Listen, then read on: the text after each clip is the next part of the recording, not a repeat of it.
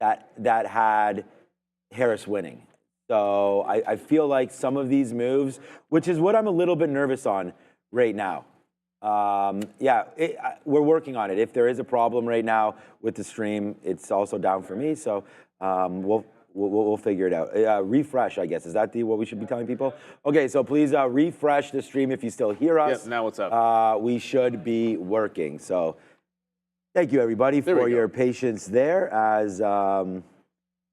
I don't know, maybe YouTube, there was so much was down. Okay, Palantir, I don't know what just happened right here for Palantir. We just had a nice little move down into 53 right now. But what I was getting at was, it's just, okay, a decent move down right now. We just went over to my screen a little bit here. That was a little bit wild. Why are some stocks moving here? All right, so we just hit 53 flat and then came all the way back up. Tesla just juked and jived a little bit there as well. Okay, anyways, let's just go on the same topic here. What I was saying was, I'm not sure what to think. I think Brendan had a great point there about oil. This isn't going to be an interesting spot to look. XOM was 124. Now it's back down to 120 as USO seems to be going to the downside again. And remember, Donald Trump has claimed that he just picks up the phone and solves everything worldwide, every single problem that there is. So we'll have to wait to see what happens now with USO. Is there going to be something now with Israel? Is there going to be more there? Apparently not, as oil coming back down to the downside. Maybe this is a good thing, but then you also have drilling, as people are talking about, and we know that one administration is more pro that than the other.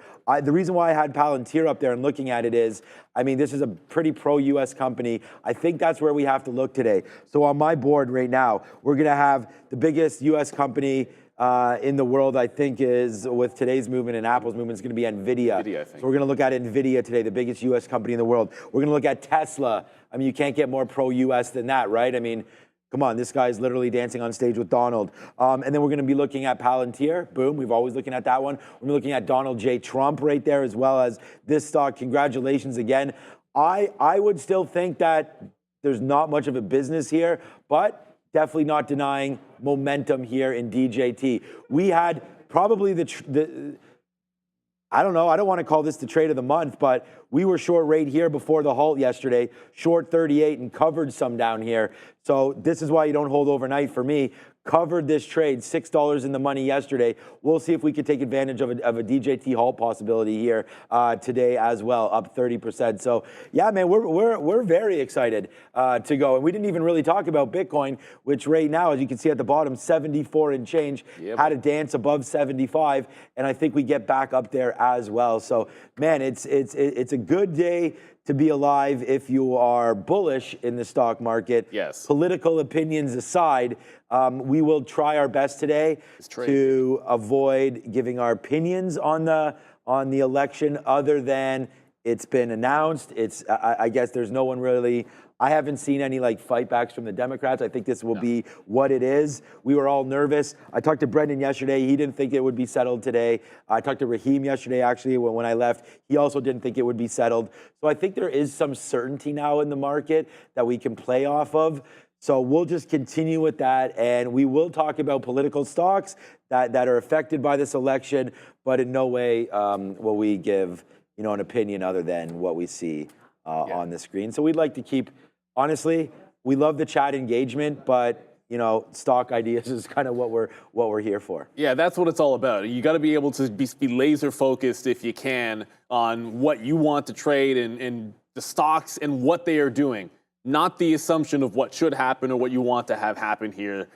So just try to stay in that lane. I think we'll be absolutely fine. But as you mentioned with Bitcoin, I mean, you did make that fresh all-time high. There has been some pullback, but when you're trending higher, there's going to be a lot of stocks that set up a very similar theme today, which would be a pullback and a prior resistance. And I think that's going to be one that sets up for Bitcoin. That's going to be one that sets up for maybe not for Palantir as much. Tesla, Palantir to a certain extent as well. So just keep your eyes on some of those.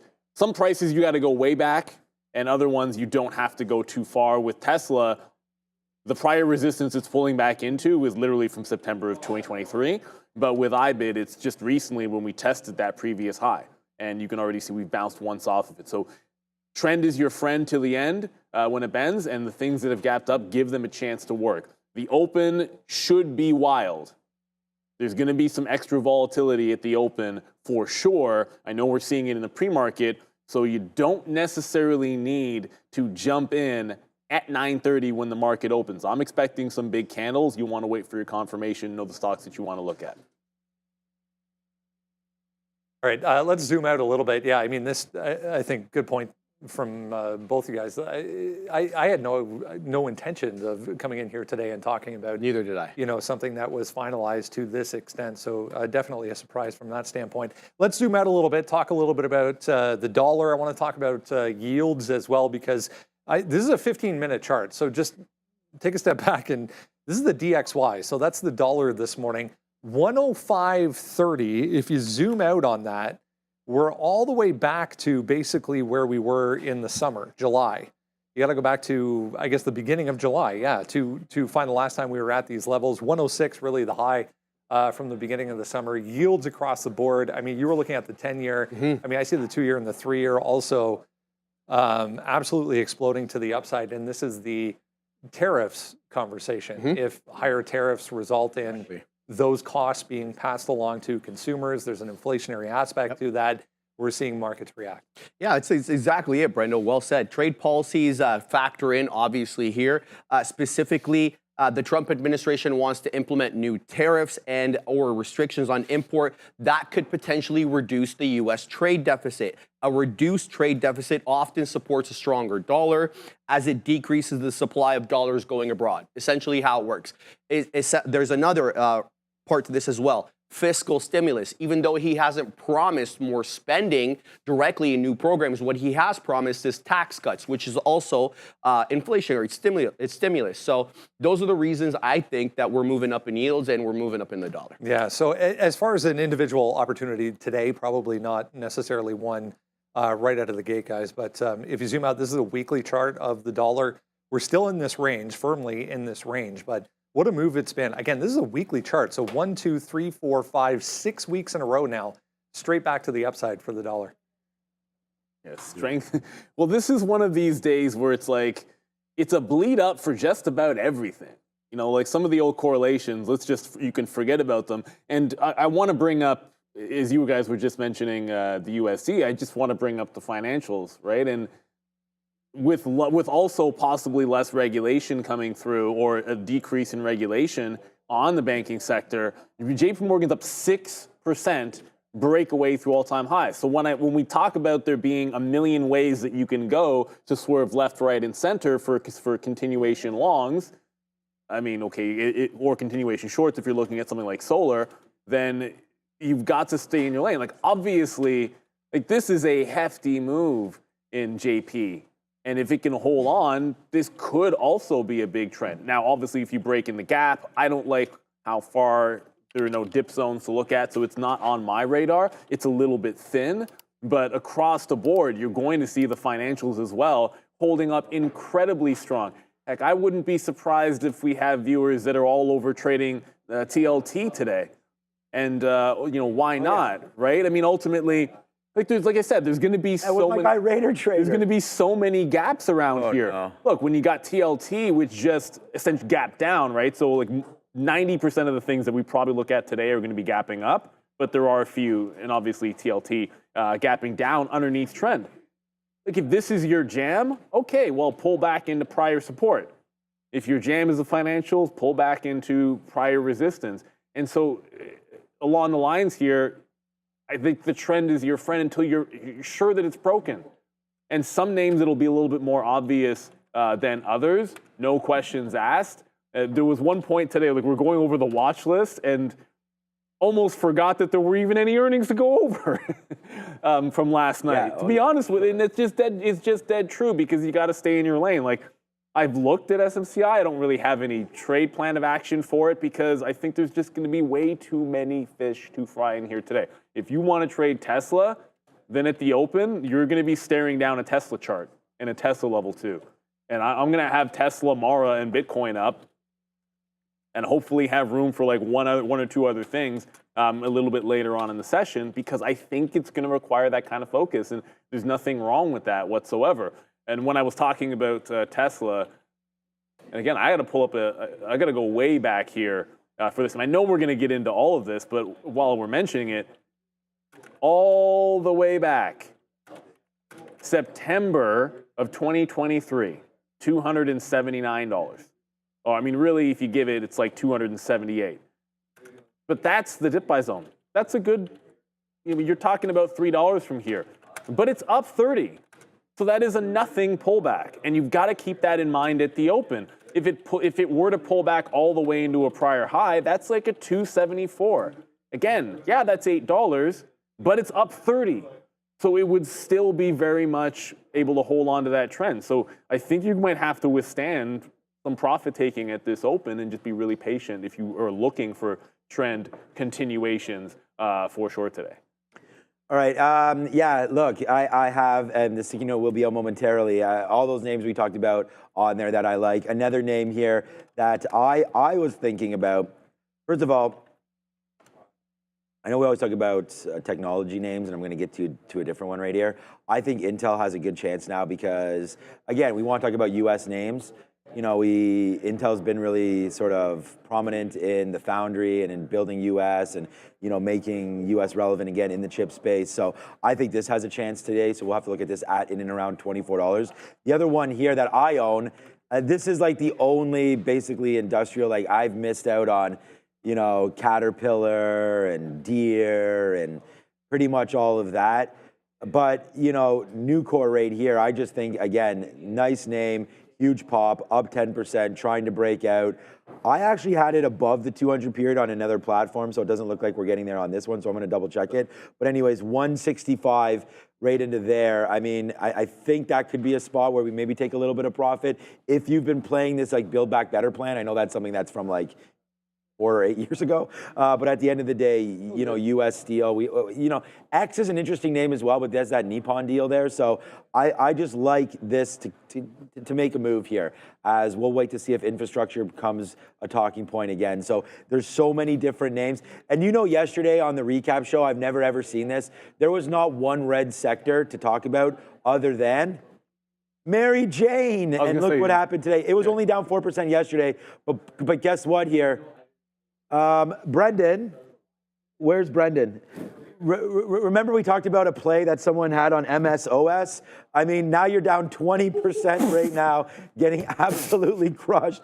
And we only talk about this because this was a play that you could have had on, hoping that marijuana would be on the bill and be on the ticket there. But the thing is that... Oh, it lost, and it lost in Florida. The initiative lost in Florida. Okay, so that's what I was going to say. So... I know Trump was still speaking a little bit positive on that, but there it goes, down to the downside. And again, some of the people that we're talking about are playing this with calls. So it's not like it's the end of the world, but no calls will be worth anything today in this space. So watch out there. I just wanted to bring that to your attention because there are some traders on here that were talking about Tilray yesterday and some of the different marijuana names. So the only one that I thought, and I talked about this with Brian Shannon yesterday, was a Neil favorite from way back in the day. Sundial actually, as a stock, was actually starting to look, I mean, forget about where it came from and all this, but it was looking like it started to break out. So today, some of these names, if you do like the space and it's a puff, puff, pass kind of day, I mean, I know there's going to be a lot of people celebrating, but at the end of the day, some of these names have gotten hit again. So I still think you should be rolling up these certificates, but you have a good opportunity to get out of it right now. So Sundial holding that $2. We'll see if it's coming. And you are 100% right. Someone by the same name there, Sean Dune. We do have Fed tomorrow. But the thing about Fed is if I type in here CME rate tool into Google, and we did this yesterday. Do you see I still do use Google for searching? Yeah, about that. So we've already decided what's going to be happening. Yeah, so we're already coming back into this situation, quarter point cut, 450 to 475. So that's already baked in. There's 0.1% of a chance here that we get 50 basis points. So it's already locked and loaded. So honestly, I'm not looking at that. If anything, you want to look to see what they talk about because December is still in the balance. So for me, tomorrow's cut, November 7th. Happy birthday to Neil's mom. Did I remember that correctly? Yes. There we go. You know who else's birthday it is? No. It's actually no. It's Valeria's birthday. Oh, okay. Obviously, for the OGs in our chat that remember, it's also Valeria's birthday. I don't remember who that is. I only remember that because it's the same as my mom's. But we also have something going on today. What's that? Well, we have another goal for the chat. So for any super chats that reach the black total, which we already got one, so I'll get to that super chat. We're already won. We're already won for 30. In 3 hours or 2 hours and 54 minutes, we have a chance to get 30. And if we do hit that 30, Randy will do an AMA. So when Ask Me Anything for our good friend Randy, I think that's amazing. As I said, we did get one super chat in there, and I want to give a big shout out and thank you to Adrian Petrus. Good luck, everybody, today. True words cannot be spoken. We know there's going to be the volatility. Everybody is, if you're excited about the markets, you're excited about today. It's that simple. As a trader, this is what you're looking forward to. So let's all try to buckle down and make today a great trading day. I saw someone in the chat like, why aren't you guys talking about IWM? Because it's almost impossible, and I'm going to preface, it's almost impossible for us to cover everything that is moving today. If there's something significant, if there's big news, if there is a stock that's going crazy, of course, we will do our best to get to it. We're going to have live news all day long as well, and we are going to be actively trading for sure. But to have everything on the radar is nearly impossible. Yes, the Russell is also gapping higher. What else can you say about it? This is what it looks like on the chart. That's exactly the same chart as JP Morgan's chart looks like. But like I said, we can pull up a million things, and they will all look like this with, I think, a couple of exceptions. TLT, marijuana, as Sean mentioned, and the TAN ETF. So the solar names, although good news for TAN here, it didn't break its low. How about that? I actually just never assume something because you make a you-know-what out of you and me, as the saying goes. And TAN has not actually broken its 52-week low. I am genuinely surprised by that. I would have thought for sure it would have broken that bottom. Interesting. All right, a few little ones moving around here. SONN, huge move right now on heavy volume. Topped at around 13. We're back to $10 here, but just be aware, little one. SONN up 140%. First Solar, I mean, we'll get into some of these clean energy names. Absolutely crushed. So there is the other side of the trade today. Anything clean energy related. We were here early on this morning looking at some of the European names, and across the board, the weakest were in this group.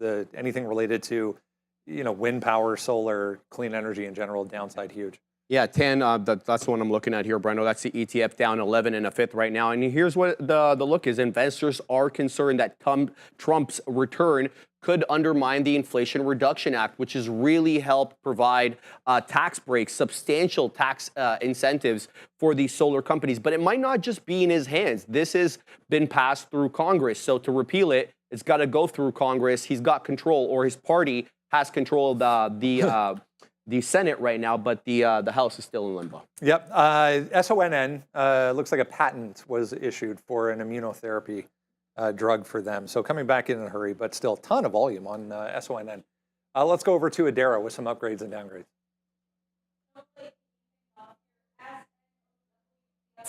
Maness, Crespi, and Hart upgrade. They were also pretty strong yesterday, so this could be one to watch out for. We also have the Clorox company here with an upgrade from TD Cowen.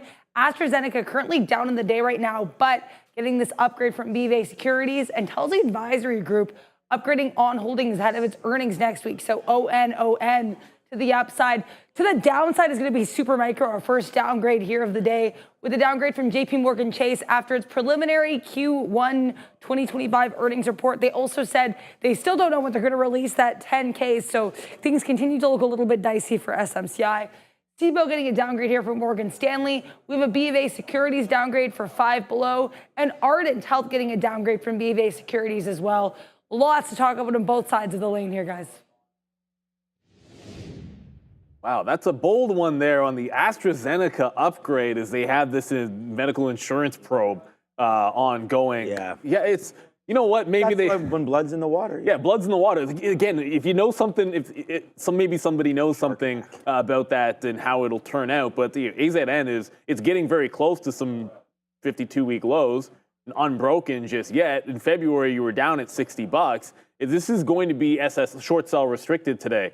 So, if it were to crater any further, and maybe we come back to this in the middle of the day or like at the end of the opening rush or something like that, and we're down around 60, this could be a nice little day 2 SSR bounce. But that is a falling knife for an upgrade, and a wild one at that. Adrian, thank you so much again.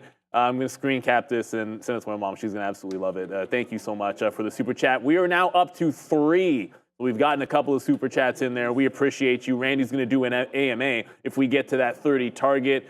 We appreciate all of them. But the other one you saw in there is SMCI. And obviously, of the names on that list, the upgrades and downgrades, maybe AstraZeneca's on your cup of tea, but I'm going to probably wager that this is the one that you're most interested in. So we gap down. It is underneath the prior lows at 24. You got to go all the way back, like so far back in a daily chart that what's the point? The significant levels, I think, are going to be the even dollars on a day like today. It is short sell restricted on SMCI. That does set it up for something like a potential 20 bounce. As I said, the daily chart is going to be a rough one. But it might have already done a bit of that kind of a bounce. You're holding above VWAP. So I've seen this pattern where I like an SSR bounce on a stock, and it's holding above VWAP, and you never get a chance at like the big low or the 20 underneath it. So I will have a look at this 22. I mean, if it holds this right at the open, I think a quick little bounce play into pre-market highs could be in play for SMCI. But outside of that, I think you got to wait for a bigger move down. As I said, distinctly, there are stocks that are gapped up and stocks that are gapped down, but very few things that are flat on the day today, which does make for choosing names going to be incredibly difficult. I think when we said this yesterday, put a stick in the places that make the most sense. That's why I like Tesla, Palantir, Mara, Bitcoin first. But on the back burner, some of these SSR plays, when we come back later in the morning, I like those mean reversion setups, and I feel like there's going to be a ton of those types of plays later on in the day, where you have a sharp trend early, whether it's up or down, and then you look for some kind of a clean mean revert, tight risk. So there's going to be a lot to set up here, and I think SMCI is probably going to give you at least one good solid bounce. I mean, hard to disagree with stocks bouncing a little bit today that have been beat up with this market strength. I'm just a little bit nervous because of where we are in the NASDAQ. I was actually going to look at, I saw on the other charts, I was looking at Snowflake. I like the upgrade. I think breaking through 120 is nice. This is not like a baby Palantir. I mean, I hated when people started saying like, I'm going to get into Snowflake because of Palantir. It's not the same. Nothing's the same as Palantir. Let's be perfectly honest with you. It's up 198% year to date. So first of all, that's one thing. The second thing is right now, the NASDAQ on this gap up, it's not an island gap because we're already up here, but at the same time, like this is going to be this could be a monster trade breaking long through here. We have Nvidia near highs. We have Amazon at 200. We'll talk about that as well. We have some pressure off of oil, right? Like hopefully helping equity markets a little bit there as well with lower oil prices. I don't think this is a horrible idea here. So we're going to have to look to see if we do break it. I could see a nice little bump up here into the pre-market or as the market opens. I mean, we're only a half hour away now. And then we'll have to watch out. So that's 20,756. So for me there, something to look at. And then I think that equates with the TQQs. So I didn't write the TQs on the sticky note. Now I feel like I should have looked at this a little bit more here. But we are getting close to breaking. So that's $76 right there, that high. Again, because it's a levered product, it's going to look like it's a little further away. Plus, you have the pre-market taking into consideration. I don't think we're going to get up to $86 or $88. If we did, I feel like it's a short here until we eventually break that. But I don't mind taking out some of these past levels here, right into here, what we're sort of at right now. That gives me feels about 78.25 or so. So we're only at 76 and change. So a little bit of a breakthrough here, I think, is something that we could deal with. 78, something like that long now on the TQQs. But yeah, I like that Snowflake. I think breaking through 120 makes a little bit of sense there. We still have a half hour to go, and we're going to go over our watch list. But here's Snowflake on the daily chart. looking like it wants to go. So that's 120 right there. Ideally, you'd like to see it break above here. We're nowhere near 144. But to me, like where the 200 period is and this little break level there, obviously underneath the 50 period, but now we've held it. So you saw Palantir hold 50 levels and then blast through, right? It came back in, blasted up. So we'll have to wait for Snowflake. I actually don't know, and I'm going to get off this because everyone's obviously tired of me talking. Snowflake here reports November 20th. So we do have a spot there November 20th for Snowflake. So, all right, let's go back over. All right, a couple of things moving around here. I was just reading a note on this one. IWM. You guys were talking about this a little bit. Third biggest gap in history of this thing. It started trading 2000. Sorry, my fault. 2000 was the first year this thing started trading. Third biggest gap ever for IWM. So we'll keep an eye on small caps in general. Speaking of DATS, DATS, just popping up in front of me here on a volume scanner. Huge move up. There's not much on this as far as news. There was a story Trump-related going back to October 31st for this one, so it could be just that alone. PHUN, same thing, giving some back here, still, you know, among the top as far as volume names so far here in the pre-market. I mean, there's so much to talk about. Let's just jump into the overall market here, and then we'll get into what is on the watch list today. We're far, far higher than where we closed yesterday on the ES December contract, guys. Where did we close out? 58.12. We're now printing 59.32 with the high 59.54. Obviously, we're not at that 50 or that 6,000 point level, but we'll definitely keep that in watch. Let's look at 59.50 as that level of resistance since we only broke it by 4 points. And then if we move down, let's look for 5,900 as support. If you haven't done so yet, make sure you jump down to the description of this video. There's a link there. Top link is for the watch list. All you need is an email address, and you can have this for free every single day. It comes right to your inbox. Has everything you need to know in the pre-market before we get going at 8:30 every day. Hard not to start things off with DJT this morning. Huge win for not only Trump and the election, you know, results in general, but 26.5% here. We are coming off a little bit from session highs, but we did get above 50 earlier. I mean, if you zoom out, what a wild couple of weeks this has been for this stock. It was, and it was really wild last night too on Blue Ocean. So while the election was unfolding and then the results started trickling out little by little, I had my eye on DJT, and it predicted the win, I think, before a lot of other outlets did, because I was watching this one really break through that 40, and then we got into almost 50 bucks there on Blue Ocean yesterday. It was a big win for DJT. The stock saw a big decline, though, in recent trading sessions, 34% as Kamala Harris gained momentum, but it surged, Brendo, 150% in the last month as the betting odds started coming out in Trump's favor. We'll see what price action dictates today, guys, but thoughts here for a trade maybe on DJT? I just want to give one more trade idea here because we just got a message in from Jeff Mendel. I have to find out why. I mean, trading on the pink sheets is an opportunity here at Real Trading. You could definitely do that. But Fannie Mae right now, I mean, this is mortgages, this is housing, this is governments holding mortgage. Like, I'm going to look up why. I didn't think this would be up there 40%. I mean, Rand, do you have any ideas why Fannie Mae's up this high? So there he is on the screen as well. But I just want to bring that to everyone's attention. Could be something to look at, but that's that. So and the reason why I bring that up at this segment is because we're looking at these kind of names. Now, I didn't write down DJT on here today. I did pay for shorts. I hope you did too, Neil, because I think there's fun. Okay, good. So that was that was just like one of the little warnings I wanted to give to everybody here, is that make sure that if you are trading this, that you are also looking to go both ways if you can. Pay for shorts. Here, there's like a penny a share. Or something like that, or 2.5 cents. It's not that much. The spread alone. And actually, Sharif, I don't want to steal his thunder here, and I'm not sure if he just mentioned it, but he was saying last night on Blue Ocean that the spread was about 10 cents or so on DJT, and that's almost exactly what it is right now in live market. So I want to give a shout out to the fine folks over there at Blue Ocean for creating great opportunities there. We also have Blue Ocean trading here at Real Trading. So that's a good opportunity to get in there, and Neil had mentioned that for a little while, that there could be some hot stuff. And obviously DJT last night was there. I wasn't looking at any of that. But for today, I just think you want to go long at points.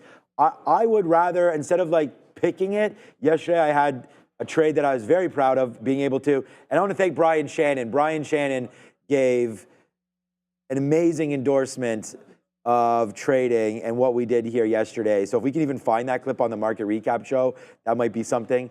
But being able to reverse it into this short.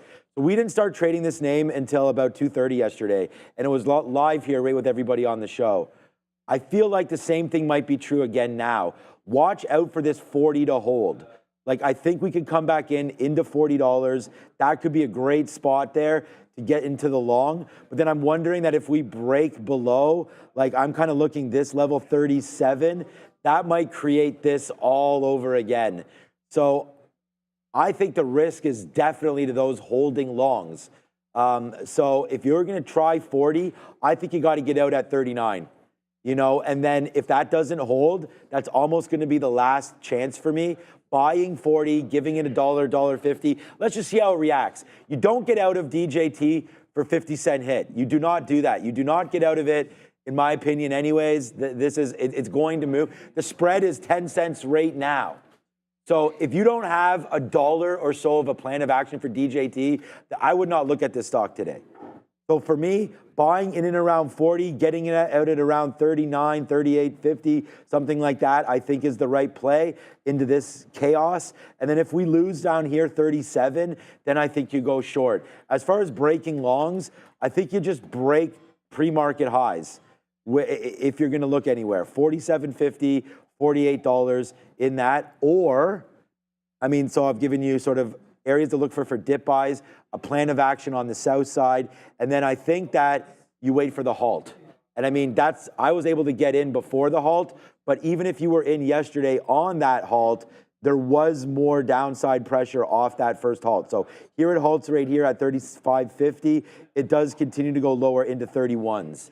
So again, 23 million shares. Congratulations to everybody that bought the dips on last Wednesday, Thursday, Friday. It definitely has been paying off the last little bit. So there's a couple trades for you there, and I know maybe you'll look at Funware and stuff, but that's what I'd be doing for DJT. Yeah, well, for Funware, it's going to be let DJT do the lead, because when DJT went into that downward halt phase, you could sit in Funware and it just kind of rolled over into its low. So I want to have that on the back burner. I paid for locates in both, but there's just zones to look at for me today.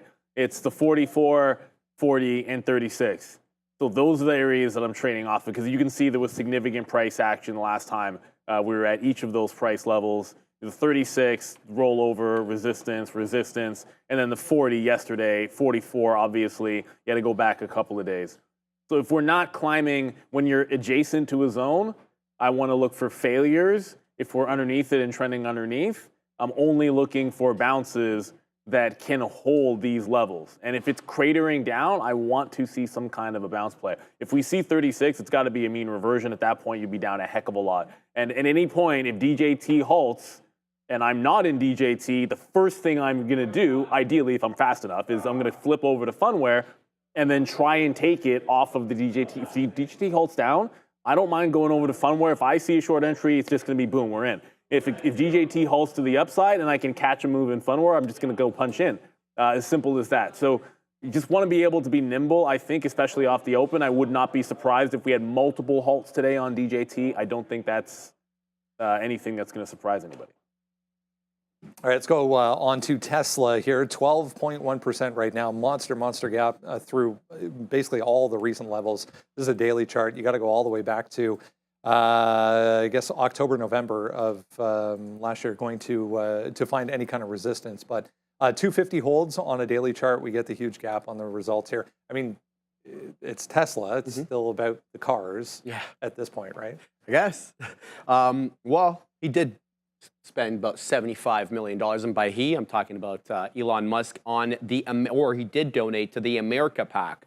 Also, separately, Trump has pledged to appoint Musk as head of Government Efficiency Commission, which, he's looking to save money for the government there. Separately, from a business sense, though, analysts from Wedbush Securities are noting a Trump presidency might reduce EV rebates, which may make it more competitive, Tesla, that is, against some other entrants.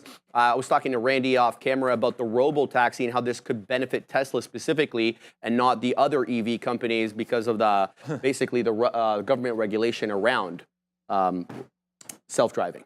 Yeah, exactly. Speaking of, Lyft and Mobileye just moving here, popping up in front of me, MBLY anyways. Lyft not really doing anything, but there's Mobileye. Not a lot of volume behind this, but Lyft teaming up with Mobileye to scale autonomous mobility. So 4.5% here for MBLY. Have like a bullet wound in this banana or something? Mine's got a dent too. Well, that's from yesterday. All right. Well, thanks, Randy. These are Thank you, freezing. Randy. Oh my gosh. Yeah, I guess the guy came. I mean, they're okay. We have because Randy's here. Oh, I thought. Well, here we go. It's this Target thing here. So we're gonna have a Randy ask us anything, and if we can get that in the next 3 hours, 2.5 hours, we're for any super chat, right? I believe is what the qualification is. So any super chat whatsoever, and we get Randy on the ones and twos to ask you. Are you fine with asking literally anything, or okay? 10 of any amount is what we're looking. No, 30. 30 of any amount. So 50 of any amount. Yeah, I mean, we are. Maybe we're going a little bit low on that one, but yeah, 30 of any amount. So we'll get Randy on there right away. And Randy, it's Tesla time right now. We did have a huge gap up on Tesla there, but of course, as sort of I don't know, as expected. I didn't know if we would expect to break through the 52-week high right now on Tesla, but that's what happened. Obviously, he's been supporting. He's been putting, I don't know what it was, $250 million or something like that. I think he sponsored $250 million or something into the campaign, plus doing all this. So I'm guessing there's some benefit here with the Trump win. Has there been anything that you've been reading or that you figure could benefit Tesla here? There's so much to unpack here with what happened last night. And don't forget Elon and his support for the Trump campaign. There's SpaceX government contracts. There's all kinds of links and connections here. So how this plays out, Sharif and I were just talking just a moment ago. Is there going to be a payday? Well, you know, how do you structure that? But let's play the hype for now and see where it goes. Okay. Yeah. I mean, I think that's. And the hype there is. Yeah, what Neil and I were going to do anyways was try to look and figure out these levels. So what levels were you looking at here, Neil? Because I have some ideas as well. So, I mean, the first one is 279. You have to go all the way to September of 2023, which we did a little bit earlier on the daily chart, to find a prior high at the 279 level. Now, already at 7 a.m., that's where it's bounced once. What I don't, I'd never want to see something holding underneath VWAP, but when you're up 12%, sometimes that's just how it's going to be. So I think that's an early test. If we lose that level, 75 obviously sets out there. Ideally, you never have to worry with the dip buy. It just spends the entire day above that price, and we can be looking at breakout longs, consolidations off VWAP, like those types of trades, which we love when it's just clearly trending above your support level. But the 79 is the first one that's going to stand out for me. And because you're at 281.5, I mean, that's got to be the first look. You're within, it's up 12%. You're within 1% of the big level. I mean, the chances are, with an open like I'm expecting today, you're going to get a test of that. And if it can't hold it, 75 is kind of the obvious spot underneath. I did say I'd have a look at Rivian if it had been. What's weird about it is, okay, so Rivian's to the downside. If there's going to be a bunch of tariffs on outside EVs, somehow that's not good for Rivian. I think this is just going to fall into the category of EVs bad, Tesla good, but Rivian actually might challenge that 10. Like when you come in and everything is gapped to the upside, yeah, it's not a good look here for Rivian, which you thought could benefit from some kind of protectionism, but at the end of the day, price action doesn't lie, and Rivian is hunting, unfortunately, for a bit of a flat bottom break here. It has, the last couple of times it's gotten to 10, it has bounced pretty much exactly off of 10. I think 10.01 one time, and it was like 10.02 the other time in here, and we're like 10 cents away from that breaking on Rivian. But Tesla's going to be first for me. I'll probably miss the Rivian break because I'll be on Tesla. Yeah, I think Tesla, I mean, I wrote down here, if you're going to go over and have a quick look at the sticky note right now again. I mean, we have, we're having some fun today, of course, here. Nice moves. This is kind of like my moves, actually, right there. All right, so I wrote down Tesla, 280 long, approaching this level with caution, though, right? Staying patient for a clearer signal. So, I mean, we just wrote it down here. I think we like the trade down there, but the problem is it's already so heated, and it's 280s right there. I talked about this with Neil before. It's like there's not really too much. I mean, if we go all the way back here to September, then you do have 275, 276. I mean, that also sort of coincides with this. I think if we lose 280, I think you got to be patient for 275. So that would be a level there. I'm not bidding anything yet. I want to wait to see about the imbalances. Remember, the imbalances will not come out until 8:20, 5 minutes before 9:25 there. And I was going to say there's only New York imbalances right now, which are pretty separated, like bids at the high side, some sells as well here, BABA sell, Palantir buy. I mean, there's no surprise there with Palantir being a bid. This is one of the only names I'm comfortable with. Actually, we won't get to it, but all right. So my trade for now without a bid is Tesla 280. If it comes into there right off the open, I think you stay away. I think you watch to see it react around that level. If we lose 280, which we might even do right now, which is why I'm not bidding anything, the NASDAQ, we just said it, the NASDAQ is at a spot, and I can't say this enough, honestly, and I'll just keep saying it, like, we're at a spot that we failed before and failed hard off of. Then we have Fed tomorrow, which is already guaranteed at that quarter point. It's already written in stone, right? Huge move to the downside. I mean, maybe not written in stone per se, but it's like etched in there. It's getting close. 99.1% chance.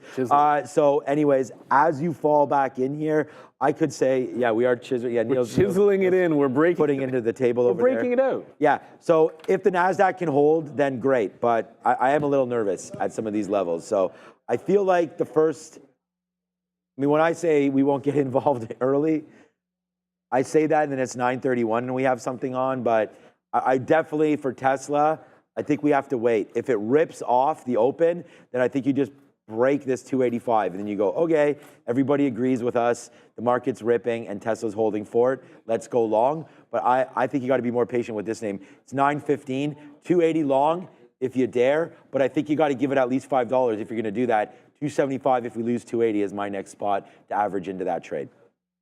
All right, let's keep going here. Lots to get through. SMCI absolutely crushed. Earnings, as we were mentioning, if you joined us in the first half an hour here, not actually that bad, but the market clearly not buying it. We got that quote unquote business update as well that the forecast itself didn't go over too well. No, not a good look there at all, Brendo. So yeah, the guide falling short of expectations, both on the report and the guidance. Recall, this company did miss their financial reporting deadline, which increased the risk of delisting from the NASDAQ.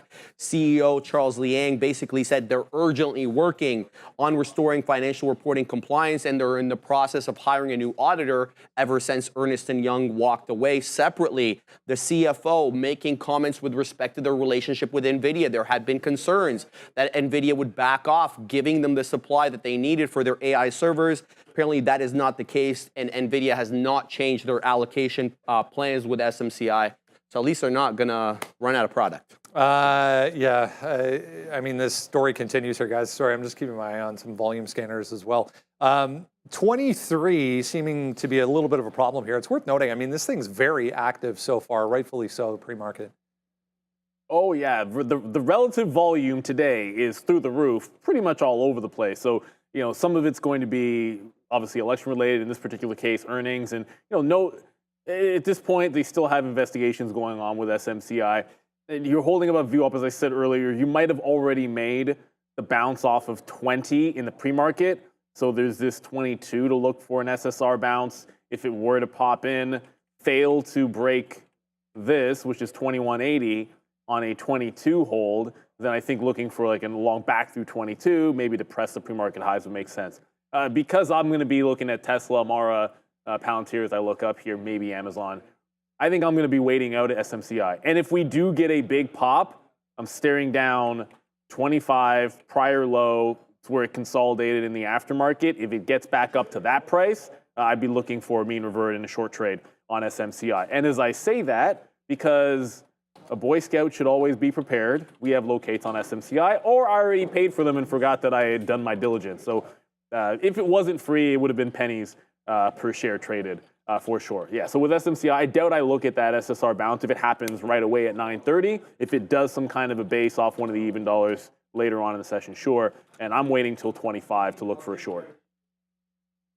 All right, SMCI, I mean, we're wrong on that one. We said that the risk, I thought, was to the upside there, that, you know, they would come out and say everything was fine with the business, but it's not. And now they're not even giving you a timeline to release. It's bad. It's bad. I'll slap a fail on what I thought. I don't have any skin in the game there. But, I mean, again, down 16%, I actually didn't think it would be that bad.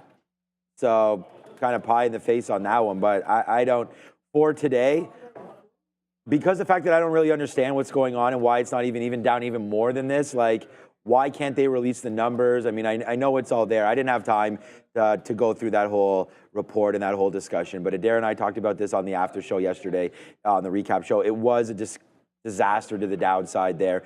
Couldn't get going. Didn't even wait for 5 o'clock. It just kept on making the move to the downside. So many more names to trade that I think we can wrap our head around. But SMCI, again, halt candidate for sure, because it only has a $2 move in it, right? 10% up or down and your limit. So that could happen, you know, momentarily, almost off the open. I think you want to be involved with the halt.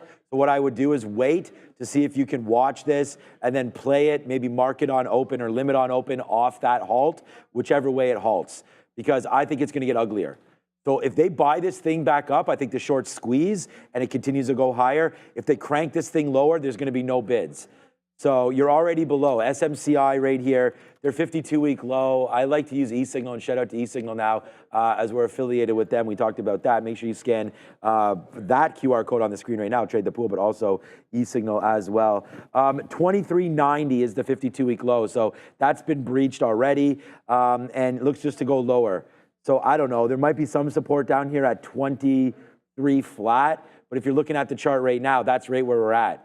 So to me, this is downside. But if you're going long, I just showed you 23. So hard to think that we can't bounce from here, but I'm staying away with only 10 minutes to go. Let's go talk about crypto. To understand here, we had such a huge move in Bitcoin itself, but equities specifically also following suit. I was just noticing Coinbase here, right at daily resistance. If you zoom out a little bit, 218 coming back into play for coin. I mean, Mara, another one with a monster gap up, not populating on this chart yet, but I mean, it doesn't really matter where you look at today. It's all going to be the same. Yeah, oh yeah. Lots of strength for crypto here. Brendo, Bitcoin specifically briefly going over 75,000, obviously setting a new all-time high. The likes of MicroStrategies, as Brendo mentioned, Coinbase, Riot, Mara, they're all up high single digit, if not low double digit. The international impact as well. Tokyo Metaplanet, which mirrors MicroStrategies' kind of acquisition of Bitcoin, also a big 24%. A lot of this has to do with the government stance, or a pro-crypto government stance under a Trump administration. There's also the reduced regulatory pressure that could end restrictions on crypto firms, and possibly even more ETFs for other crypto assets. We'll see on the regulation side what happens as far as the SEC goes in the near future, I feel. But where do we go here, guys? 6.6% for IBIT. I mean, coin seems like a lot to me. 12.5% here for Coinbase. Well, so I mean, you got to think about the lightening of regulations and who that might affect, I think, the most, right? So, yeah, we'll keep Bitcoin up, the miners, but I mean, coin, I think that's where you're going to get that big win. They were like that last big one standing. I think it's great for them. Now, technically, let's be real. You just made a fresh all-time high. You touched 75,000, and it was like, depending on what platform you looked at, 73,737, 73,850. Like all those numbers are out there. But just call it around 73,7, 73,8. That's the price area. If we can hold the prior all-time high on IBIT, it's going to be around the 42. I don't want to give an exact number because I think you got to trade off an area. Today is exactly that kind of day. Like if you're looking at 42 is the line in the sand, and I'm going, no, that's not how you just can't really trade off of it there. But I'd like to see us bouncing a nice consolidation right now on IBIT over that 42 area. I think that's going to set it up for some long continuations. The miners, while not as strong, and that's been the case, we know that's been the case, while not as strong, Mara 17.4 under a similar premise. Let me go to a 15-minute chart. That is the last gap fill that it had, this prior high, and that goes back a couple of days to the first of the month. needs to hold on to this. If Bitcoin holds on to that prior high at 42, IBIT 42, and Mara can't hold on to 17.4, then I'm trading. Then I got to trade IBIT instead of Mara because I want the one that's holding the prior high. It's that simple. And I'm looking long initially. And obviously if both of these spend the entire opening range underneath what I think is a support level, then I got to be able to switch my mind because of those key levels. But Mara 1740, Bitcoin, IBIT 42. You guys know when I say Bitcoin for trading, I'm going to mean IBIT 42 are going to be the plays for me today. Yeah, I mean, you can always look at. We always look at IBIT. I mean, there are different ones. There's still GBTC is still there as well. Many different names here. All right, man. I mean, this man was dancing at many crypto conventions. He's promised to fire Gensler. There's a bunch of stuff. That's supposed to be his day one job. So when do they come taking January the 27th? Or I don't know exactly the day that he walks in there. But if that does happen, we've got BTC on our mind, man. New highs at 75K. We've already seen that happen. Momentum is building. You got to watch. Oops, I forgot to put IBIT there for related plays. 43 short sell, I think, for a quick scalp. If we do start to rip up, I think you got to look at that. That's in and around that 75,000. It'll be a little bit higher than that. 41.50 for dip buys. So I feel like it's pretty simple what we're going to do right now. So that's going to be IBIT. The reason why I wrote down 41.50, it's been the top, and we've never really closed above there before. I mean, we've been up here before. That's that 42, but that's where we're at right now. So I'm going to use 41.50 here as an area to dip buy into. Now, I don't think we did not get down there. These are just dark pools and stuff like that. So we didn't get down there, but hey, man, crypto's not necessarily holding the highs right now. I mean, it's still fine. It's at 74,000. It's waiting to get going. We will talk more and more about these. I'm just noticing that we're running out of time. I do want to talk about altcoin. It's altcoin season as well. Cardano's up 7%. Ethereum's up 7%. There's lots of stuff happening. I don't know what Solana's up, but I can assume it's up the same. Watch out for Dogecoin. Dogecoin's been moving on Elon as well. So, all right, let's go back over the desk. Another spot right here, solar. Like the Puff Puff Pass, maybe not a Republican ticket item. Solar, let's go talk about it. I think we can include clean energy across the board in this, not just solar. Just worth noting, SMCI, huge spike downside there, just took out 22 on volume as well. So SMCI getting cracked here. There's FSLR. I mean, you can look at, as I mentioned, pretty much any of these.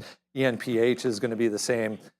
Big gap to the downside at 78 right now, back to the lower end of the range. So not good for clean energy. No, not a good look here at all. And investors are specifically concerned with Donald Trump's return could undermine the Inflation Reduction Act. As we mentioned earlier, it's provided substantial tax incentives for these solar companies and clean energy in general. But however, the future of the IRA still rests with the legislative body, which is the Congress, of course. So we'll have to see how the House ends up panning out. But separately, Brendo, I mean, Tesla is obviously involved in solar as well, both from the solar panels capacity and the battery capacity. So there is, some overlap. Yeah. I mean, as far as the industry itself goes, we'll have to wait and see what happens. But not good for the individual stocks today, guys. 13.25% here.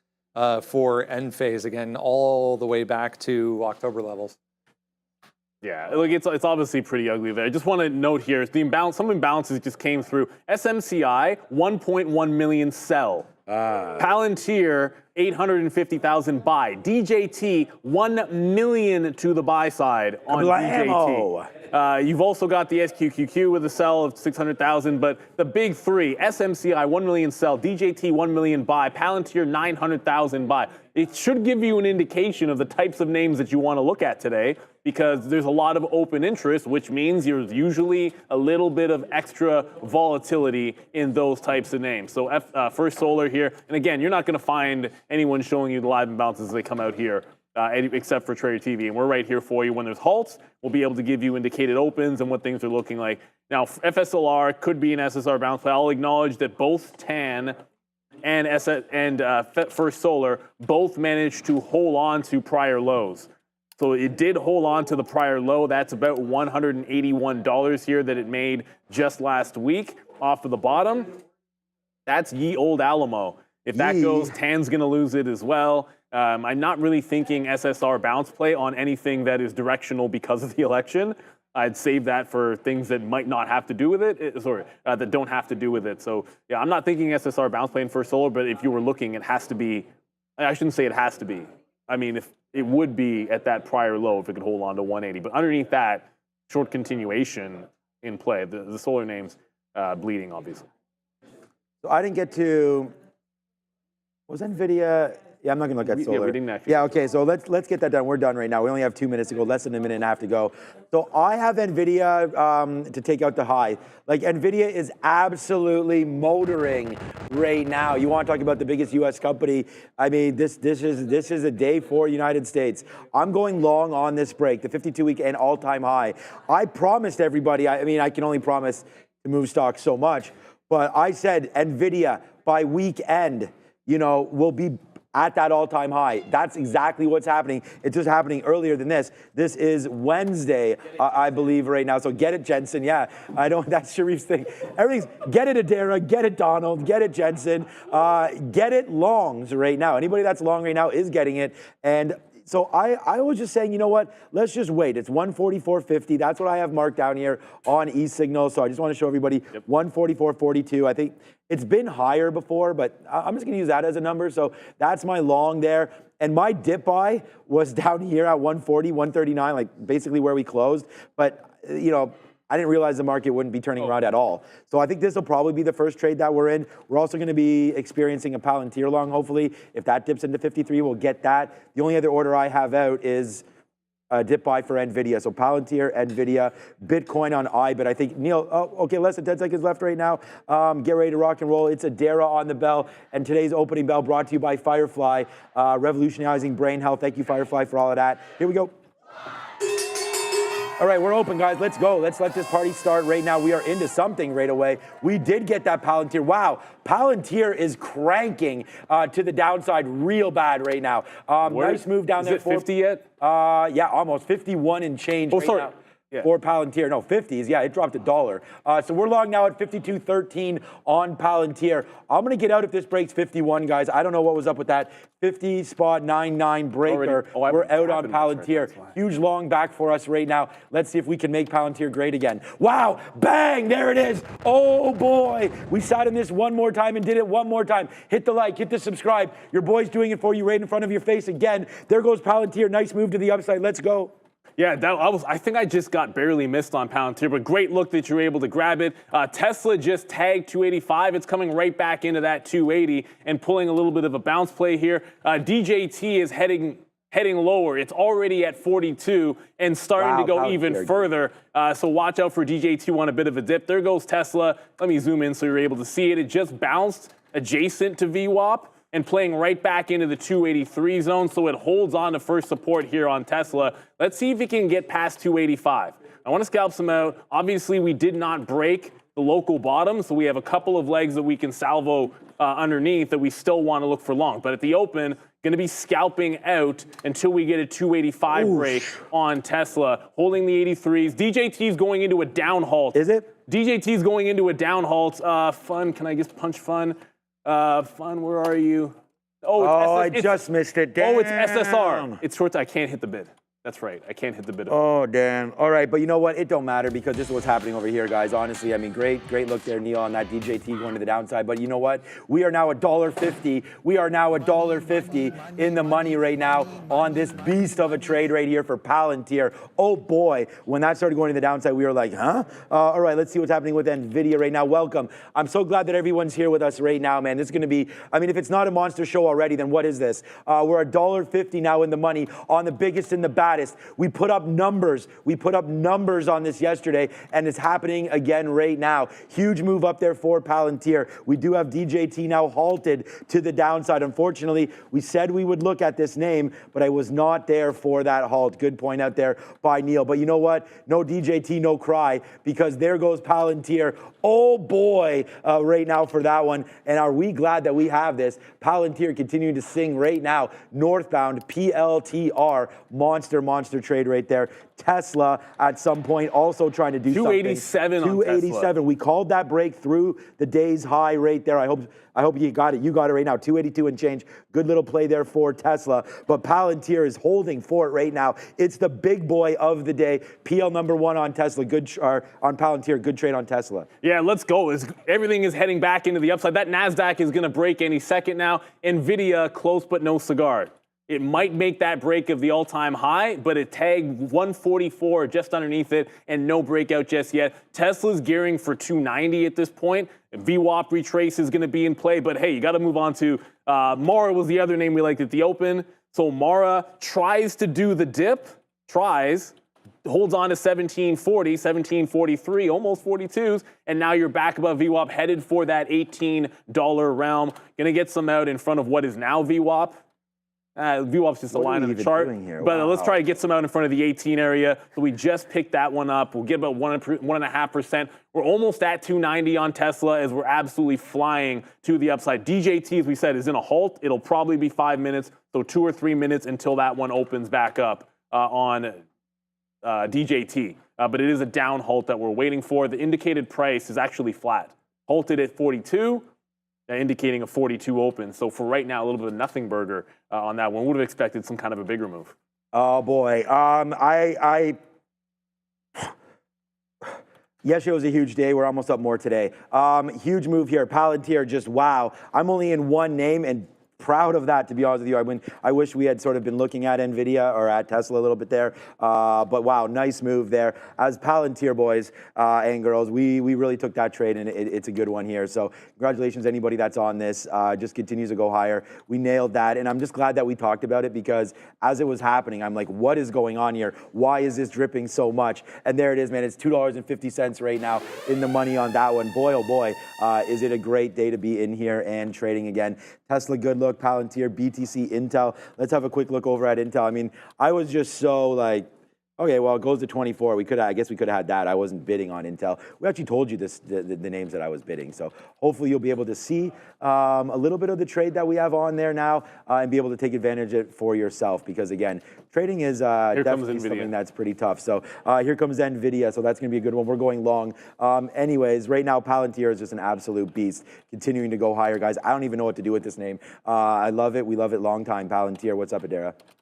Keep an eye on META here. This is a name that investors do not appear to be loving this morning. Meta and Snap Inc. here, SNAP, both to the downside. But META here, one of the few big tech names getting hit this morning.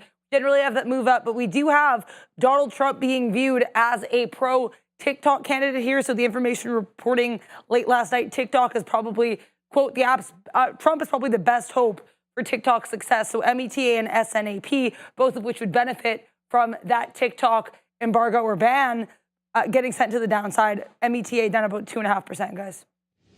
News there. Yeah, absolutely. Worth watching. But look, the next thing that's coming up here, there's a wall at 144 on Nvidia. And thanks to Randy for the refill. We need all the coffee in the world today. There's a wall on Nvidia at $144. It's about, I don't know, 500,000 shares, and they just chew through it like a hot knife through butter. Now, remember, that previous high is 144 and a half-ish. I mean, it's about a half, but that's where I'm looking for the breakthrough at 144 and a half. It's just through that top in there. We're going to get there. I feel like you didn't come all this way to only... nothing? Yeah, for nothing. But you got to be able to play the trend as well. DJT just opened back up and is through 41. It is one of those things. Donald J. I'm on the Nvidia chart because I feel like that's the print that's going to come in here next. But DJT did just open up. It's now underneath 41. So we'll hold it at 42. It's holding the 41 level for now. But I feel like the next trade is going to be Nvidia. A dip into VWAP, a continuation of trend is going to be in play for me. But for now, it looks like the breakout is going to be next. But if we can get VWAP, why not? The trend is your friend. So we want to make sure we can join it. Until sometimes it bends. But until the end, yeah, until the end. That's what it was. Right now, okay, DJT is now open. I know we were just talking about it. $42.50, $43. Bouncing. Yeah, bouncing. Nice play there for anybody that's long into Donald right now. Good little level there to try to go back up to the upside. Meanwhile, we're just $2.50 in the money right now on Palantir as that continues to climb higher and higher and higher. What else we want to look at? We said that Nvidia was possibly breaking, right? So we can have a quick look over here at NVDA. We are going long, so if it does break that, watch out now. We'll probably hold it back to like 150. We'll decide, but I mean, I'm not hating on holding it back into that 144 and change area right there for us. So we'll have a quick look to see if that is at all possible for a nice little playback on Nvidia if we do get in. Remember, we're waiting for that break long, so we need to have that happen before we're in, and that is going to be that 146.50 that we sort of indicated before for you. So hopefully that play will happen for us, but right now we're waiting for Nvidia just to see where we go. But I like the name Nvidia for the long. Let's see if we can get it. Yeah, I think that's what it's going to be. It's going to print any second now. It just tagged 144.40, so you're going to get this break pretty much imminently. I think the 144 is sort of an obvious place to look underneath. If it loses 144, I still want to be in the trend off of VWAP. Tesla and Mara are both doing fine. Mara's at $18, so once it breaks that, I'm going to look for an entry to be able to trail it. So there is that 50 break on Nvidia. It's already up 3%. What's halting down? What's halted down? Oh, DJT. Sorry, I just heard Sharif say DJT is now halted again. But there goes Nvidia through that 50 level. I got a 52 fill, so really not a lot of slippage. If it loses this kind of prior high bar, then we jump out of it. So that's where my stop is going to be. I think once you're through 145, every even dollar is going to make sense on Nvidia. So let's look for a continuation play there. Just getting my stop through. DJT headed, right back down into the 40 level. So when it opened, it broke back above the halt price, which was my signal to get out of Funware. And now Funware is headed back in. So it looks like, we're going to take the L on a short trade when it's still going down. But the market's still headed up. Tesla is starting to curb off the 290. That's the other thing happening here. It can't seem to get through 290. Now a triple top up at that price. If we do a false break, I'm going to look to get out, but I definitely want VWAP in here at the 285 level for Tesla. Let's go to Adara. What's happening?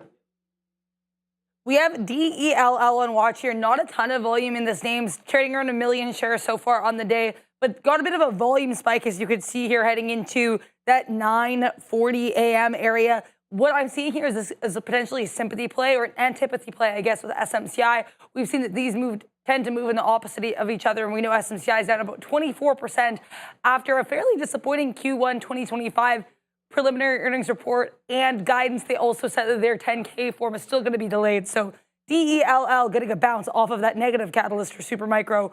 Near high of day right now, guys. So I had to look up antipathy play, but we got it, and I think that's a great call. Thanks to Dara for those, that coverage there, as it is a little bit nuts, and I'm very, very focused on just the names that we're trading. So we did get some out of Nvidia, so that was a good play there. We got some out at 63s right there, but it is coming back in a little bit, so we are going to have to be a little bit nervous hands here with NVDA, as it looks like it is trying to make that move back into the downside. I'm going to get out of 75% of this if it breaks below 144, because we already did have a nice piece out there on the upside. But again, we only got out of about 20% there as it was having a problem. So we don't want to be around on a name that can't get going, so we're going to wait to see now what happens with NVIDIA. Palantir is still singing. We are now out of the majority of our Palantir position, so that's been a good one for us so far. But PLTR right now making a little bit of a pullback down in. Let's be as patient as we can be with our friend NVIDIA. And here we go again right now. Possible play coming through. It's bouncing. Yeah, for us on, I was talking about IBIT actually. Right there, trying to get near highs of the day. So just have a quick look over there at IBIT if you guys are interested in that. But yeah, NVIDIA, I'm not worried about it. Yeah, it just got right back to the $0.50 as well. So it looks like it's going to hold. I just want to give a quick update on Mara, as you were mentioning IBIT. Mara got through $18, which was resistance in the pre-market, I should say. And then we had 18.25 up top. So when it broke 18, got some out in front of 18.15. As long as it holds on to the trend, I want to hold on to it, but we're out of half on the scalp of the morning range, at least so far. Let's go back over to Tesla. Tesla presses, it hasn't challenged the 290 again yet. I think it's just a matter of time. You're still stair-stepping it into the upside. 285 and VWAP is going to be the next place to look for a play. And then, look, another name which I feel like I wanted to be involved with, but hasn't happened yet. Amazon, 201.5. That is a monster level, 201.5. Well, when 200 was failing, this chart's not going to load up fast enough. When 200 was failing the Bezos top, it was 201.5 that Amazon needed to break. Through that, and I think you're through the Bezos barrier, at 201.5 on Amazon. So As much as it's, you don't want to only ever be long, but when the market's going up, get it, Bezos. Sharif just says there. Get it, Bezos, or get out of the way, Bezos, is what we should be saying. No, 201.50 needs to break. Let's go to Adara. Get it, Jeff. Bank names on watch here. One of the many Trump trades or Donald Trump related plays to keep in mind. We do have JP Morgan here up about 9%. Citigroup C and Goldman Sachs GS also doing very well here. Basically, this is seen as a bit of a Trump sympathy play due to the fact that the Republican Party is generally viewed as more into deregulation, so that could benefit these banks here. JPM at day's highs up over 9% this morning, guys. All right, Sharif just got me all nervous. And now we have over 10,000 people watching right now, so thank you very much for everybody watching us right now as we continue to watch these markets go upside down a little bit. And by upside down, I mean just upside. We are starting to get going one more time here, up 2.1% right now. The market is singing here on what is a big day, right? I mean, this is a day that a lot of people have been waiting for in the markets, as there's been some plays back and forth about, what's going to work in this environment, right? Like, what stocks are people looking at? Unfortunately, we just get knocked out a little bit there of our Nvidia play. So it does break a little bit lower there. I'm not overly worried about it. I mean, we always should be worried about something. But for right now, let's just see where we play. I still do have some of it. I got out of 75%, but it is making that move right now. Nvidia down to the downside. Palantir, we started to clean out a little bit of that. DJT now making lower moves. We've had a little bit of a halt fest here for DJT, not a love fest, a halt fest, as that's been going to the downside right now today. Now down, still up 11%, but down on the day. So DJT there, a couple halts. We said you could have got involved on that first halt. It looks like that was right. Oh, that was definitely right. Yeah, because it's continuing now to the downside. So there goes DJT, there goes Nvidia. Pretty interesting morning so far. We'll have to look at Apple. JP Morgan, just heard in my ear that no more for JP Morgan. Jamie Dimon's not interested in taking a spot in the administration. So that was always something that people had wondered about a little bit there. So for everybody that's waiting, it's down halting again, DJT. Okay, go over to Neil's screen. I don't have it up. So very quickly, look, I got out of Nvidia. The breakout did not play out for us as we would have liked, but never mind. It went to the halt band and then bounced. So it was about to go into the halt, down underneath that 30, well underneath 40, but down around that 36 level. That is a bounce play here on DJT. It didn't quite get into that 36. That was the zone that we liked. You couldn't really play the 40 because that was actually on the halt, unfortunately. So let's see it get back into the 40 range and maybe look for a short off of that. So Nvidia does not work, but I got to get over to Mara, which we are in, and Mara pulling right back into our dip area. So obviously $17.50 held first time, $17.40. Can it do it again is going to be the big question. And Amazon, yeah, I talked trash about the Bezos barrier, but the Bezos barrier ain't breaking, at least yet. So DJT, you kidding me? Already going into an uphalt. Oh, God. I'm on the wrong names. All right, Darryl, what's up? Another sector area on watch here is going to be cybersecurity, SNOW. I have up here, this one has better volume than the rest of this group, but worth noting, they're all trading below 1 million shares. SNOW here, though, getting this upgrade from Maness, Crespi, and Hart with a $140 price target. PANW actually surging into new all-time highs. CRWD, CrowdStrike also doing well here, and it's worth noting, both Snowflake and Palo Alto Networks are reporting earnings after the bell on November 20th, so keep an eye on cybersecurity, guys. I just lost on Nvidia, but realizing where we're at on this stock right now, so I'm going to try it again right now. I don't mind this level here on Nvidia, 143. It just fell into VWAP exactly, and I don't necessarily want to take things out just at VWAP there. So we're going to give it a shot here and see if it can hold. So I'm going to give there it goes. Or I was going to say I'm going to give it 25 cents. We did give it 25 cents. Nvidia does not hold. So there it goes, breaking back lower. We're into the 50-period moving average. I mean, the market is also falling down in here. So maybe, again, DJT's halted. It looks like Nvidia wants to go. We took that all-time high there. It broke lower, so we are going to be red on DJ. Oh, we're now starting to really Nvidia. reverse. Right now, there it is. Wow, big move down. The market is going the other way right now. So big move here on Nvidia. Let's take advantage of that just because it might be a flush. It feels like it might be a little bit of a liquidity flush there. So we'll go long at 37. Take out like 5% here as we go back up. Take out another 5% here, and then take out another 5%. There, bang, there we go. Let's go for Nvidia. Let's see if we can get back up to the upside. upside right there as we buy that dip. It just felt like it was a little bit of a liquidation there. So it looks like we're right on that. Give me some 95s, my guy, right there. There's 65 cents right back in there on Nvidia on a little bit of a flush downside. We should have maybe gone long on the futures. We did talk about looking at the futures today, 20,700, but there it is, man. Nice take there for Nvidia. Just trying to believe in the name, but at the same time, it'll still be a red name for us. But, you know, we have the long now. Maybe it can get back going one more time. I know. Okay, good. You're still in Tesla, so 285. I tried to get VWAP in there, yeah, but it's coming right back. It's coming right back into VWAP. So obviously, like everything pulled back. The Bezos barrier is still there. Probably should have shorted it. Probably should have shorted Amazon like we usually do at that price. But Tesla just got back to VWAP and then right back into 284. So you're getting a lot of selling going on here. The bid is basically as thin as the offer was early. That's the best way to describe what's going on in the book. But I don't want to see this just be a falling knife that I try to catch. I want to try to catch it on the other end. Like, can we get a bounce here off of that previous 285 level or 284 to 85, rounded bottom? Because if we just have to reload, then it should be at support. So if we get into support, I'm going to like that a heck of a lot better down around that 281, 280 where we played off of earlier. So just some patience as the market is really starting to come back in here heavily. Mara did dip. This one is a little bit different. Okay, so let's on a 3-minute chart, it's harder to see. I can flip to a 1, but I like a 3. There was a bounce off of 60 in which I added back at 70s. Instantly, it played right back into 65s, and then VWAP is holding underneath. So I just got some more out there at 17.8. You are really starting to trend back down. As we said, DJT is halted, but the tap is flat. So I think it's the second time. You know, the tap's not really moving around on DJT. It is halted to the downside.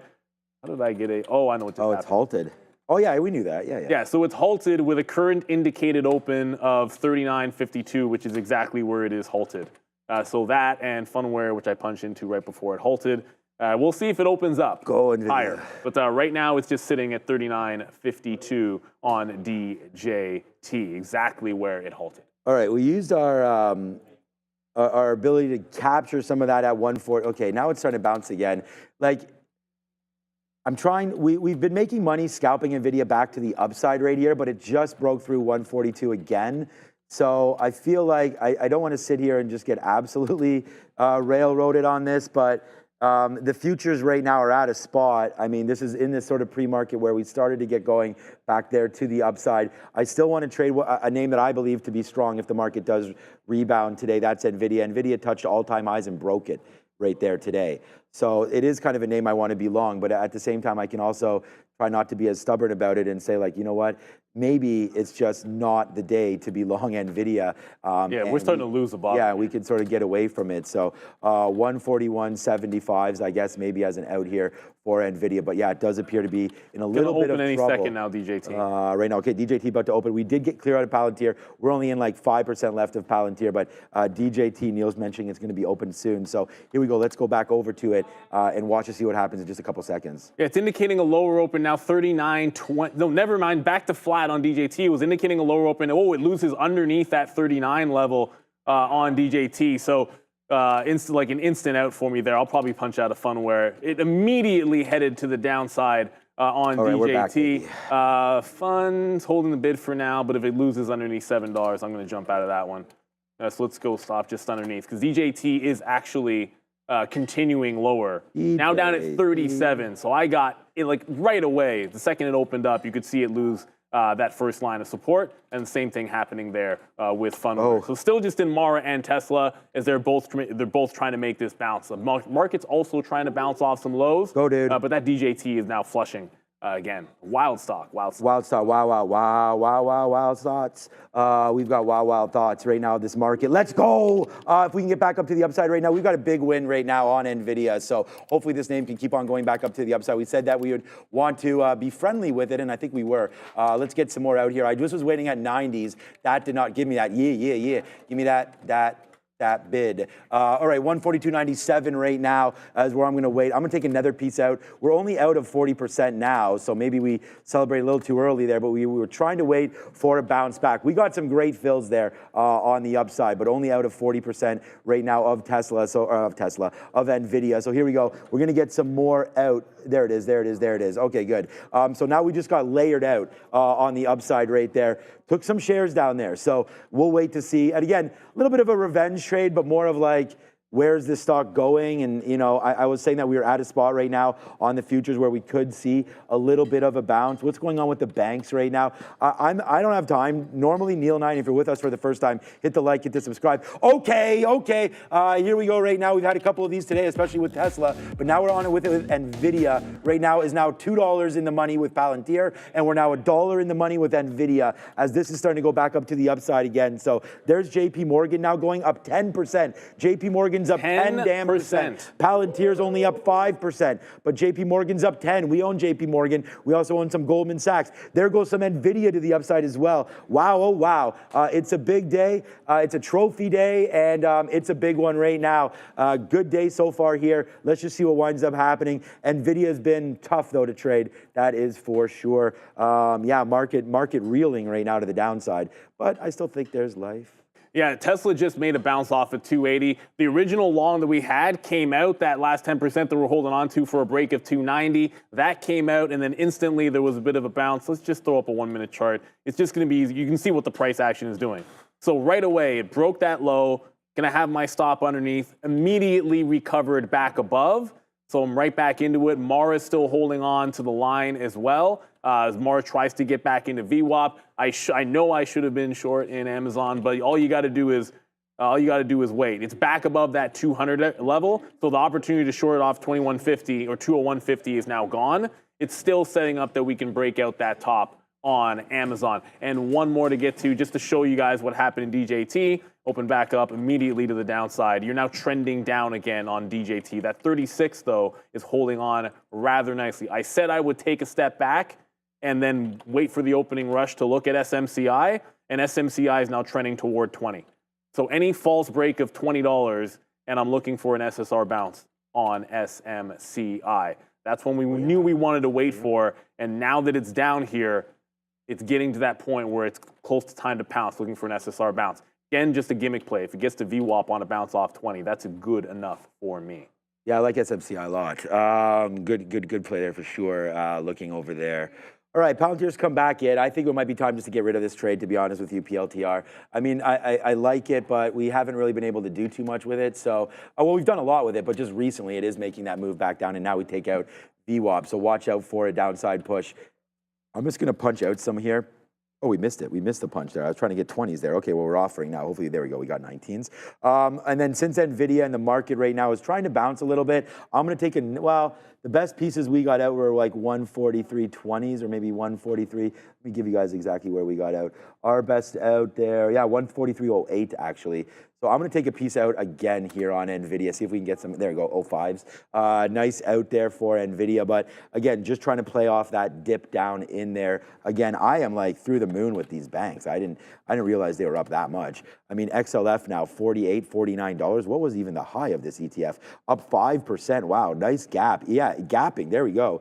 So there goes XLF. Like I was like, okay, I knew we were beat up there.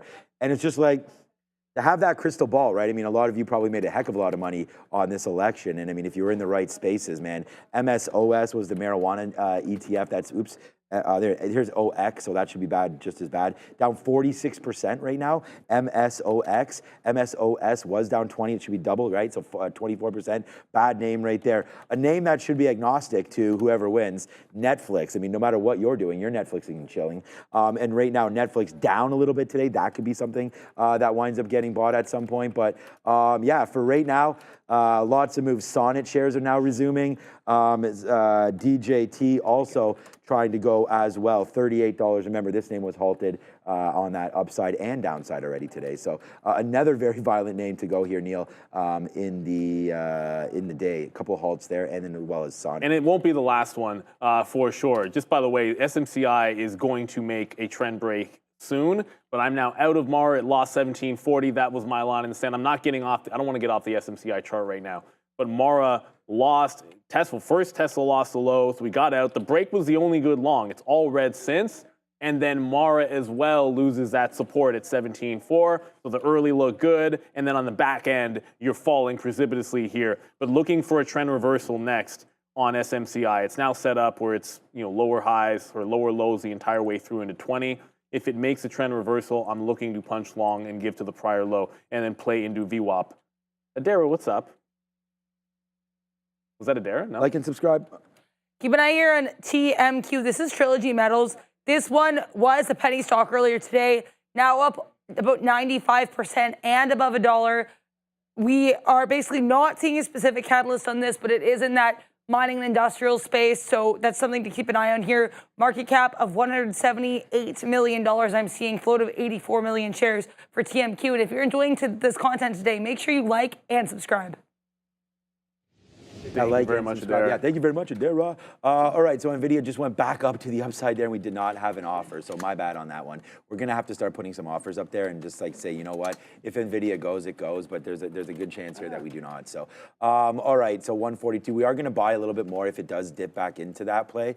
All right, so what else do we want to look at here? You're out of Tesla, okay, and into SMCI. So I just want to, again, it's 9:58. There's lots of day left. Join the midday show today. Satya, wow. Good job on that one because Bitcoin today has been moving around. So we'll hear some opinions on crypto with Sharif and Satya today during the midday. So make sure that if you like this trading, thank you. And we do have more coming. And that's going to be the midday. So that's SMCI. Brother, sell Palantir and put into Neo, says Shakib. Nah. Hard pass on that one, my guy. Although we are now, we're well in the money. I mean, our Palantir logs are below $10 in our own account, but what we're trading for here is a completely different story, as many of you know. We're going to get out on that bump up. We have a very, very small position left here in Palantir, but again, looking for some more trades, right? I think that Tesla maybe on a move down in. I was just like, Randy brought me another coffee and I didn't even have a drink of it yet. Now it's going to be cold, which was the main reason why I wanted it in the first place.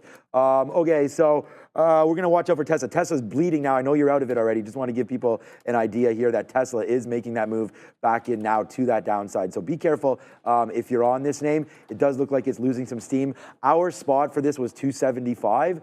So that's going to be some. It already hit that? All right, well, my spot for that was 275. We should have been bidding there. We talked about that in the middle of the day or in the middle of the pre-show there. So good on you if you had that. Bad on me because I was not bidding there. So 275 came into play there for Tesla. Let's put a bid down there in case it comes again. All right, so SMCI, that happened very, very fast on SMCI. That trend reversion, and again, you have to hit save for the trend line to hold. So there it is. It broke the trend from VWAP. It broke out above. I gave it to the prior low, like right in here, 2050. It's already at VWAP, so I'm out of 80% actually right now. We're going to hold on to see if we can get to 22 even. So simple mean reversion trade here on SMCI. Went over down. Obviously, it was down way more than 10%. It got close to 25% to the downside. I'm not thinking this is some kind of a save for SMCI. It's just a simple relief rally that you want to take advantage of here. So now that it's above VWAP, I want to look for a push into $22. Obviously, this is a much beleaguered stock, to be sure. And it hasn't really broken the longer-term trend. Look at a 15-minute chart or a daily chart if you don't believe me on that. But it is headed now to $21.50. I should have had an offer in the 40s. I'm just going to get one in there now as it heads through 50. So SMCI definitely giving up the ghost early and getting it at least half back here in SMCI. So we'll grab a quick buck in there on the next tick to the upside when it gets through 2160. But you're right about Tesla in 275. Yep. But you got to pick your spots. Like once Tesla was underneath the pre-market lows, I mean, it was getting close to that 275 level, but SMCI was making that mean revert as well. So you had to, well, not you, I had to pick one. And I was on the SMCI chart looking for that SSR bounce, so that's the one I went with. But really, you could have just also had Tesla at $275. But you can only trade, for that type of a trade, one thing at a time. You're not an algo, although if you were an algo. Yeah. I mean, I should have been on that trade. There's no reason for me not to be there. Like, we were bidding Palantir. I mean, it's just like this one right here. Look at this. Give some props up for this one at least, guys. There's Nvidia. Nvidia is now screaming. We said if the market ever rebounds, we want to be long one name and one name only, Nvidia. I mean, there's lots of names, but the one name that I was looking at there, Nvidia. So there we go. We're sitting in the money right now.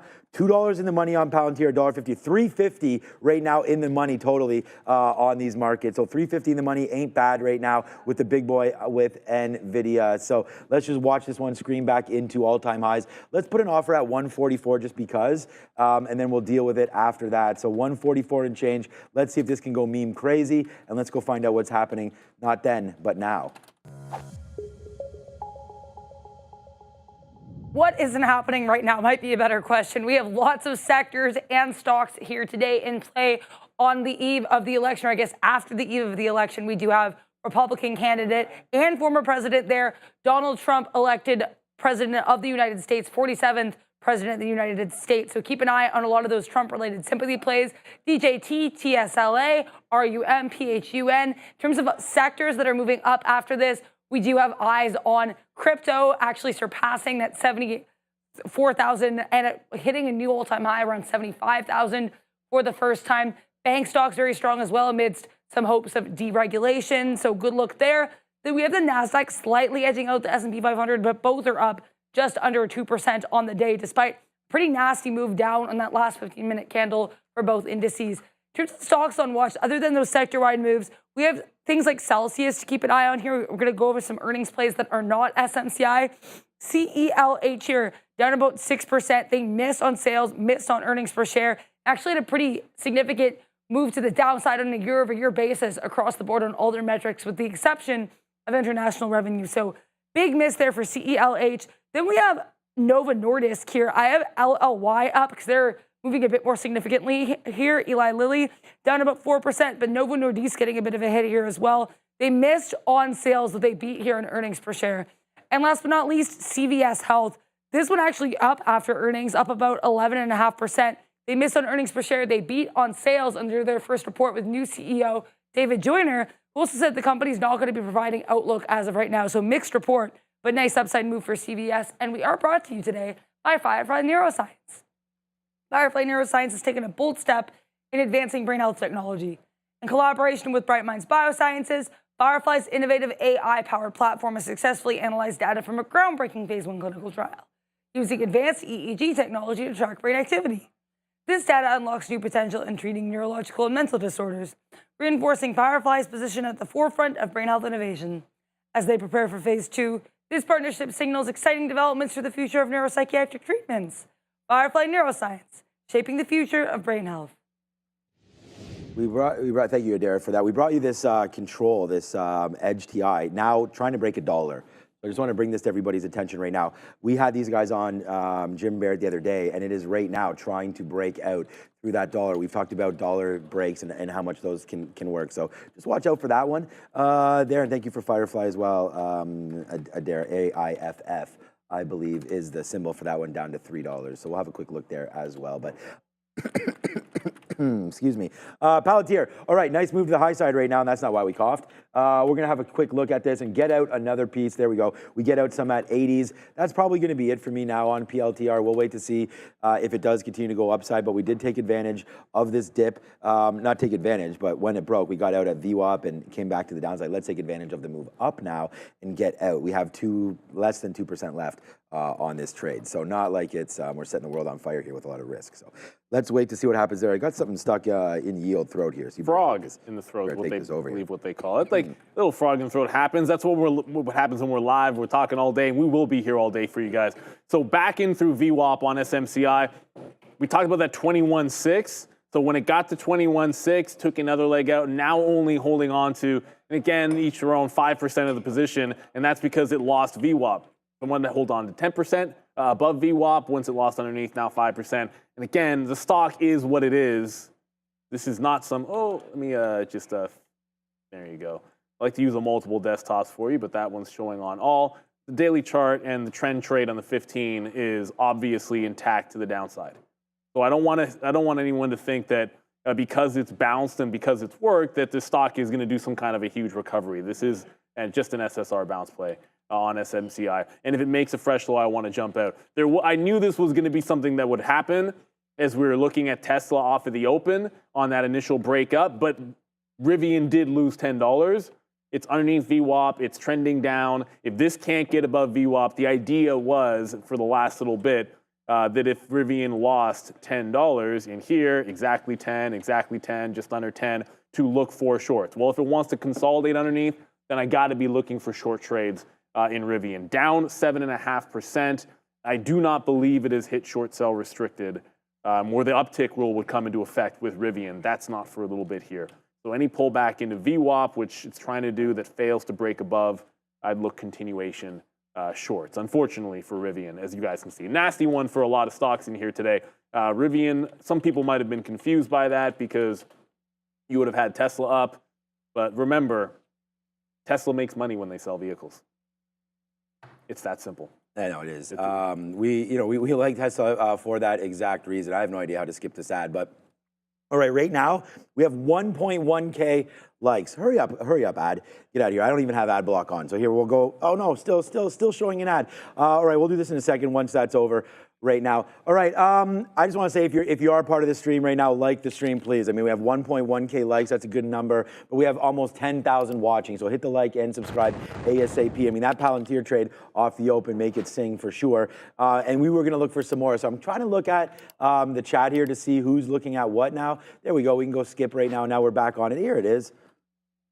All right, hey, 9,300. All right, let's get this going. I want to see this. There it is, 1.3. Let's see if we can get this to 2,000 likes right now. I mean, look, if you voted last night and your guy won, why are you not hitting the like button? This should be an absolutely fantastic day. So if you voted for Donald Trump, hit the like button right now and get that going. I mean, let's see exactly who's out there. 1.3K right now. I mean, I'm expecting this thing now to get to like 5 or 6 grand, right? I mean, 50%. He just took down the popular vote 70 million to 65 million, making that look like a shamble right there. But 1.4K right now. Let's get that going. I'm going to check back in just a couple minutes and see where we are. Now 1.5. Thank you so much. So right there, we've added 50% since we started talking about it. Good little look right there. Hit the like, hit the subscribe. We're going to check back in a minute and see how many of you exactly did vote for Donald Trump. All right, Palantir upside. We're still $3.50 in the money, man. We've got $1 on Nvidia. We've got $2.25 now on Palantir, and we're going to wait to see if that wants to continue to go higher. All right, what's up, China? How are you guys feeling today?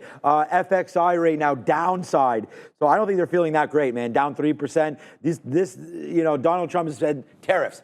You're not going to produce any cars, NIO, are you? You're not going to be able to build that factory down there in Mexico and then ship the cars right back up north without a tariff on it? No siree. NIO down 4% today as that's been getting hit, which is why I kind of like Rivian.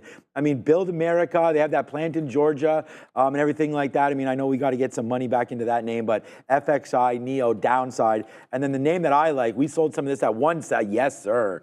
Let's go. We sold some Alibaba at 117. I still like the stock. I mean, I'm still in it. I don't want it to be down, but I'm waiting for it to fall just a little bit more. We had Mitch on the other day from Trade the Pool. He was talking about being long 99s in this name.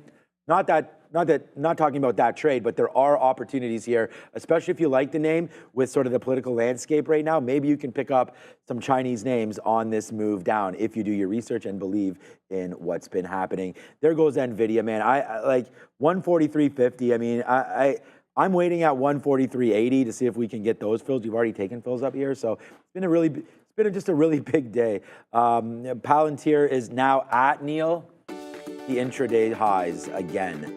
So we're getting close to that right now. I mean, it's not at the very highs, but we're right back up to 54, looking to break longer through that again. So we called this, not only did we call this bottom, I mean, it's easy to do it when it's bouncing around, but we picked Nvidia, and right there now, Nvidia is $1.50 in the money. So definitely working out for us right here, NVDA, as we watch this name continue to climb a little bit higher into those levels. And there's that number right there. It's now a $2 winner. We said we had $3.50. We were holding $3.50 worth of winners. Right now, we're holding $4 worth of winners. $2.50 on Palantir, $1.50 on Nvidia, and we continue to climb higher. Oh boy, this has been a great day.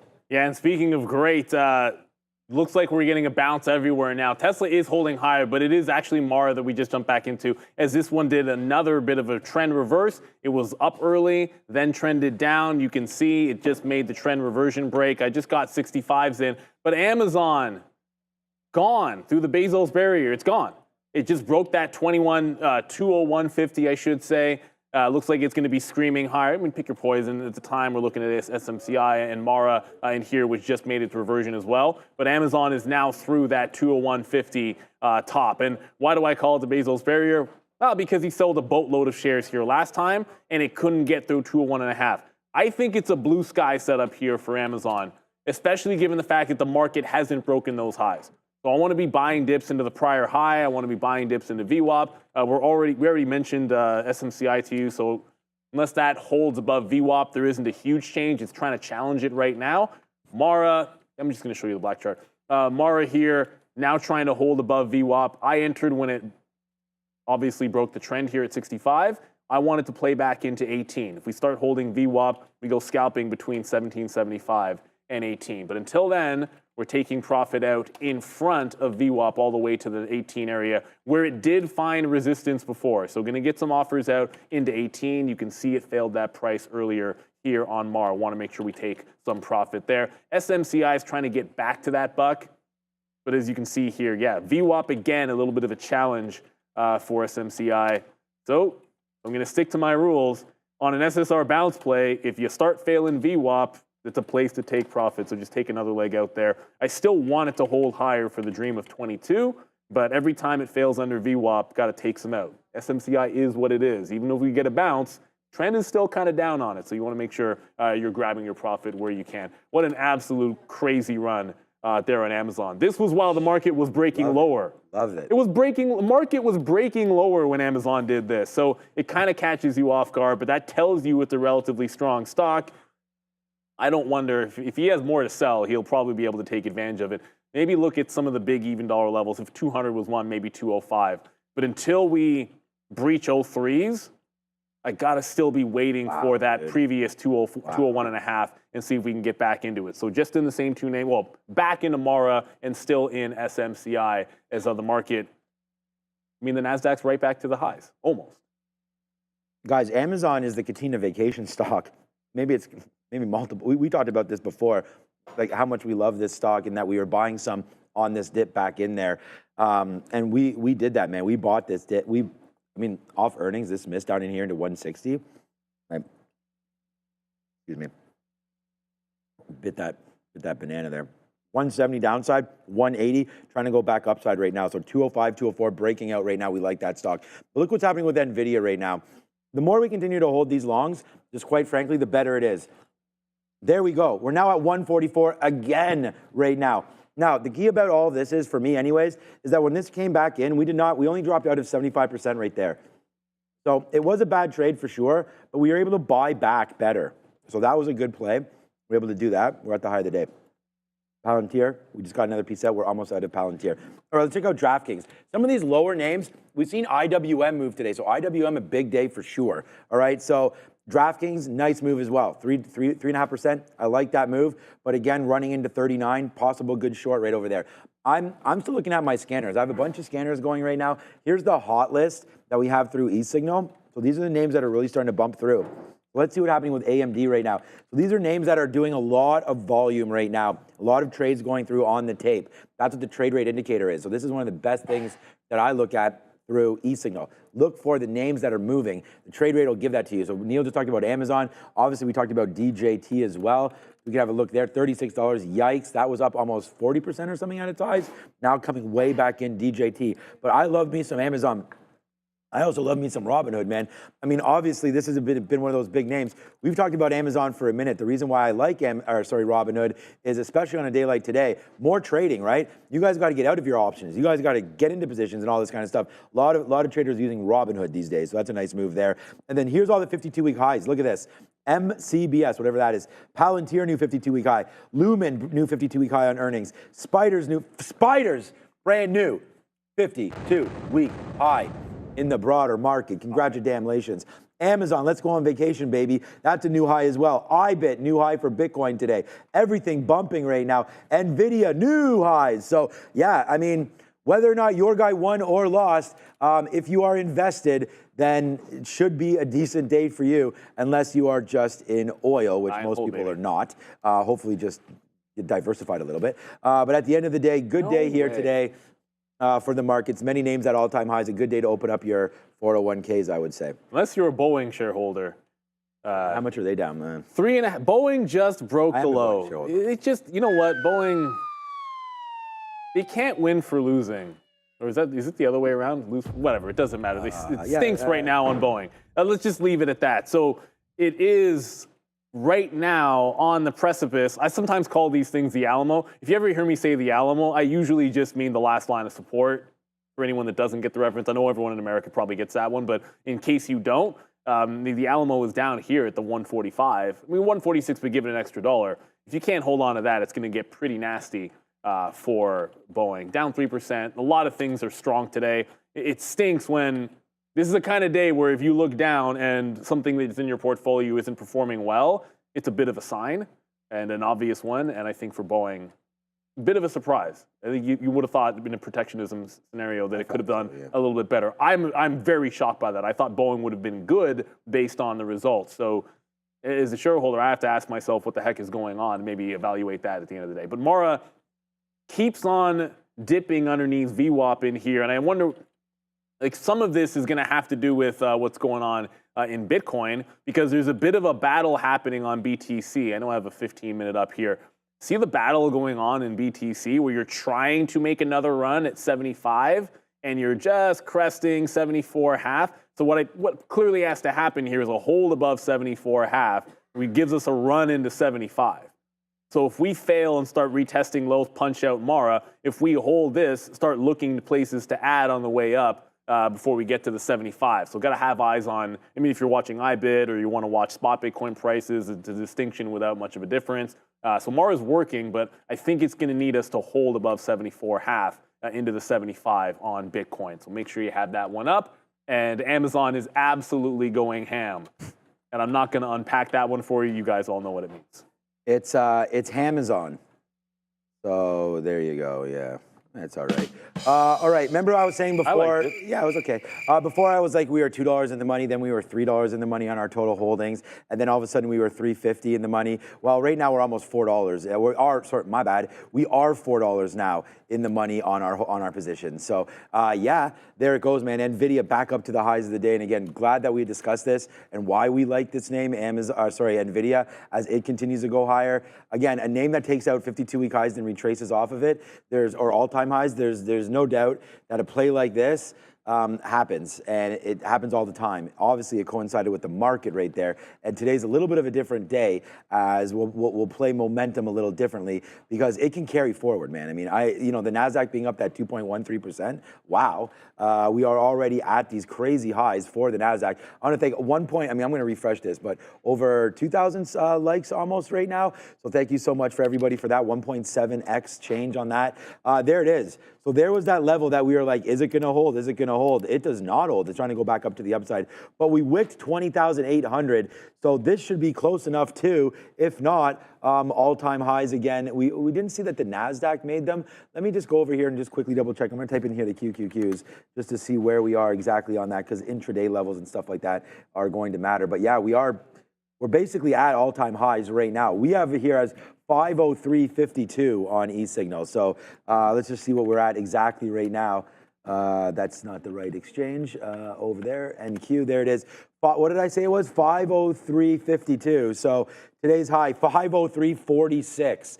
So you came within basically just someone pushing bid and getting this Nasdaq back up to all-time highs again there today. Oh boy, man, $2.50 now in the money on Palantir as that continues to go higher, and then Nvidia as well, $2. So yeah, man, so far so good. I mean, I've only traded those names. We want to look for some more Netflix moving around. You're in Mara. I like that. Marissa sent me a tweet. Oh no, says Ozan. I'm gonna go have to check that out. But for right now, I gotta pay for all those bills that my lovely wife keeps racking up. And congratulations to my daughter. Got picked for this like Canadian elite hockey team. It's absolutely insane. So we had to put down a deposit yesterday, and it was 180. Yeah, we had to measure her jerseys and all this stuff. I'm very, very proud of her. Anyways, the deposit was $181 US. So it goes down, hits the credit card. I look down on my phone because I get all the notices there. Yep. 267 Canadian. I'm like, what? So we talked about that earlier. Yeah, Brendan was mentioning the US dollar at all-time highs again, or relative to certain pairs. At the end of the day, wow, making a lot of money there goes currency exchanges. And you know what? I was actually thinking that we should be probably trading, or at least maybe looking at some Forex. But you know where you can also look at some Forex, and that is with our friends at trade the pool. I mean, right there, trade the pool. Scan it right there, get 10% off, get funded. We like it. Trade the pool allows traders like you to get evaluated and trade real shares while using company capital with, believe it or not, no PDT rule. That's the edge. Here's the exciting part. Trade the Pool has just launched a limited edition program for stock traders. One-time fee of just under $100. You heard me right. $97. You will receive a $20,000 in buying power. All you need to do is reach the profit goal. And if you take some of these trades that I'm putting on today, that profit goal will be pretty simple.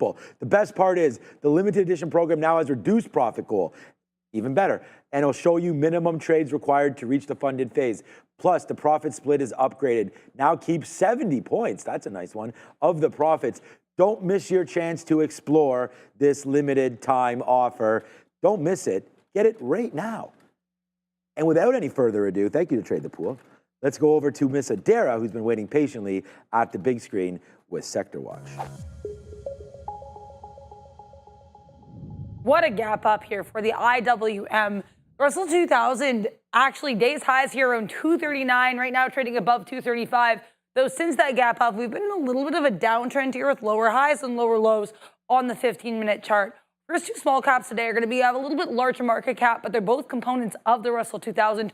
We have Lumen Technologies here, about an $8 billion market cap for LUMN. About a 7% short float as well. They reported earnings last night. They're up about 10% here. EPS miss, but a sales beat for LUMN. Next up, we have HIMS up about 17%. This is a day two earnings move for Hims and Hers Health. No new news today, but they do have an 18% short float, also a larger market cap, around $5 billion. Last but not least, ARB IoT, ARBB. They're actually going to be a penny stock, so complete other side of the spectrum here. Yesterday, they announced they signed an MOU, Memorandum of Understanding, with regards to this AI deal, global AI acceleration here with Advanced Server Solutions. So server-related AI deal, setting penny stock ARBB up about 80%, guys. ARB. You gotta ARB that trade for sure. You got to. You definitely have to ARB that trade if you can. So just a couple of quick. I liked Amazon. Well, Amazon is easily like that because it is absolutely, it's insane on Amazon. Let's be real. It just got to $205. So what? That Bezos block or whatever the heck we were calling it, I feel like Obi over here. I keep changing the name every 5 seconds because who cares? Look at the acceleration through 205, through 201.5, and now you're up at $205. We love some Amazon in here. And it's now carrying, like, it's the bigger cap tech names that are carrying things. Like, I go back over to Tesla. Tesla's trying barely to hold on to 280, still trending down and underneath VWAP. It's been a bit of a sea change here. Early on, it was some of the Trump names going, for lack of a better term. You know, Tesla was strong in there. As Mara just came back out underneath break even. Apple is at the highs, just giving you an idea of what's going and what's not. And as Mara was starting to work again, we entered on a bit of a trend break. It gets into VWAP and then right back out under my entry. So Mara, nice move, don't get me wrong, but the first move is the best. You're still putting in lower highs and trending down and lower. SMCI hit the same wall again. It's a random price, but $21.60, truth be told, somebody's just sitting there and it's not getting past that price. So every time it gets here after that bounce, you can see it almost like a wall forming. It happened earlier as well, like right at 9:30. It started rejecting with a few wicks above. Yeah, this needs to break $21.60. If it can hold this higher low, I'm giving it to this prior bottom since our reversion trade. And now it just needs to break 21.60, and then maybe we can look for longs above on SMCI, and that could at least take you into 23. I still think $25 is a short on SMCI. I don't think it's going to get there, but in case it did, I want to have eyeballs on it. Amazon, I don't know where you're going to be able to get, but I'm not chasing Amazon at this point. You got to give some kind of a reasonable dip buy in here. Once, I can slap the fail on myself for not having that breakout trade. I picked a few things that I wanted to have. I actually love that Nvidia breakout, which stunk at 144.5. And ultimately, you pick and choose. Amazon 201.50 ended up being clearly the better opportunity, but you had to stick with the ones that you liked.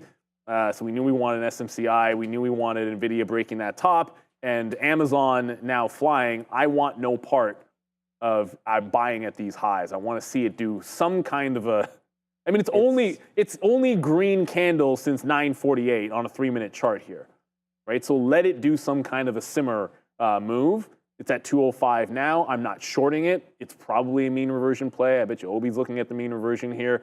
It's so far away from VWAP here that I think any kind of a pullback, a reasonable one, is certainly going to be in play. And we are very, very excited about Amazon, that is for sure. I actually used some, it was funny, we're having a good time here pre-market, and I actually used a little bit of aggressive terminology, and I was like, Bezos can shove you-know-what, his sell wall up as you-know-what, and then I didn't even trade it. So good look right there on that one. I didn't think there was going to be anyone standing in the way today of anything, but you know what's no one standing in the way of? Wow, these bank stocks, geez, man. Like, I mean, thanks for putting this in the chat again to us, but JP Morgan, I don't, like, even on earnings, it doesn't go up 10%, right? So a huge move up there for JPM. They obviously are going to like whatever sort of policy is now going to be in place. Like, I'm so surprised. I did not see the banks moving the way they're moving today, but they are. And again, like, look at JP Morgan take out that top. Just stay with the best banks. Like, just stay, forget about banks. Just stay with best of breed everywhere. Like, I'm sure if I look at Palo Alto, I'm sure if I look at like all of these stocks, look, what? WFC right now up 11%. 11%. Like, some of these moves in the banks, you know, what are my guys doing over here? Come on, Bank of Nova Scotia. I mean, Canada's probably getting killed. You know, what a surprise. No, they're not doing Yep, flat. Okay, that's nice. So Palo Alto, by the way, is 52-week high. It broke. Wow, I mean, we didn't even, I was just saying that, and there you go. So, like, I didn't even look at that. So there you go. Best of breed stuff, right? Let me guess, Costco's ripping like crazy today as well. Here goes Costco, $892.50. Again, this was just at 800 not even too long ago, Neil. So nice little move right there. All right, yeah, Capital One there in the chat. Yeah, Western Alliance in the chat. MU is ripping. I mean, everybody in the chat right now is talking all about these financials. So again, thanks so much for all of that as we continue to go. I mean, I think another American name that could be really benefiting from, again, just more positivity around Walmart. I mean, up 1% again here. It can't just be all tech all the time. And then the one that I brought up earlier today as well was Nucor. Wow, Nucor. Okay. I mean, again, steel name really ripping up 14.5%, 15%. Remember we talked about this? I was like, where's that 200 period? I thought it was at a 160 break. Nice move up there for Nucor today as well. But wow, man. I mean, monster moves. Tesla for a short. Neil's just in SMCI longs. We don't have any shorts on right now. Wow, we missed that again. Like, I'm bidding down here, but we missed that one, and I guess I was still bidding 275. But yeah, Tesla could be setting up for a short here. I actually don't mind that play. Maybe something to look at. I'm going to cancel my Tesla orders and regroup this. But Nvidia's right back, man. We're 450 in the money, total trades combined. So it is hard for me to look at other names, but we'll try our best. Yeah, and we'll try to look at pretty much everything. I know another one that got named in that's actually up more than JP Morgan and Wells is Goldman Sachs up 12% at the high of the day as well. So GS absolutely flying. And good luck to anybody. I saw someone in the chat. The chat's been flying around like absolute wildfire. I just saw someone say they were taking a shot at Amazon short.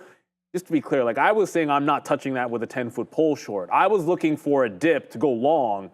Which is, look, just because you're looking for a dip doesn't mean I'm betting the thing is going to come down. It means I want to be buying the dip. But it's not dipping. It did not put in a red candle. It's actually going sideways. Pitch bull. Well, that's my answer. No, I'm not thinking about shorting Amazon.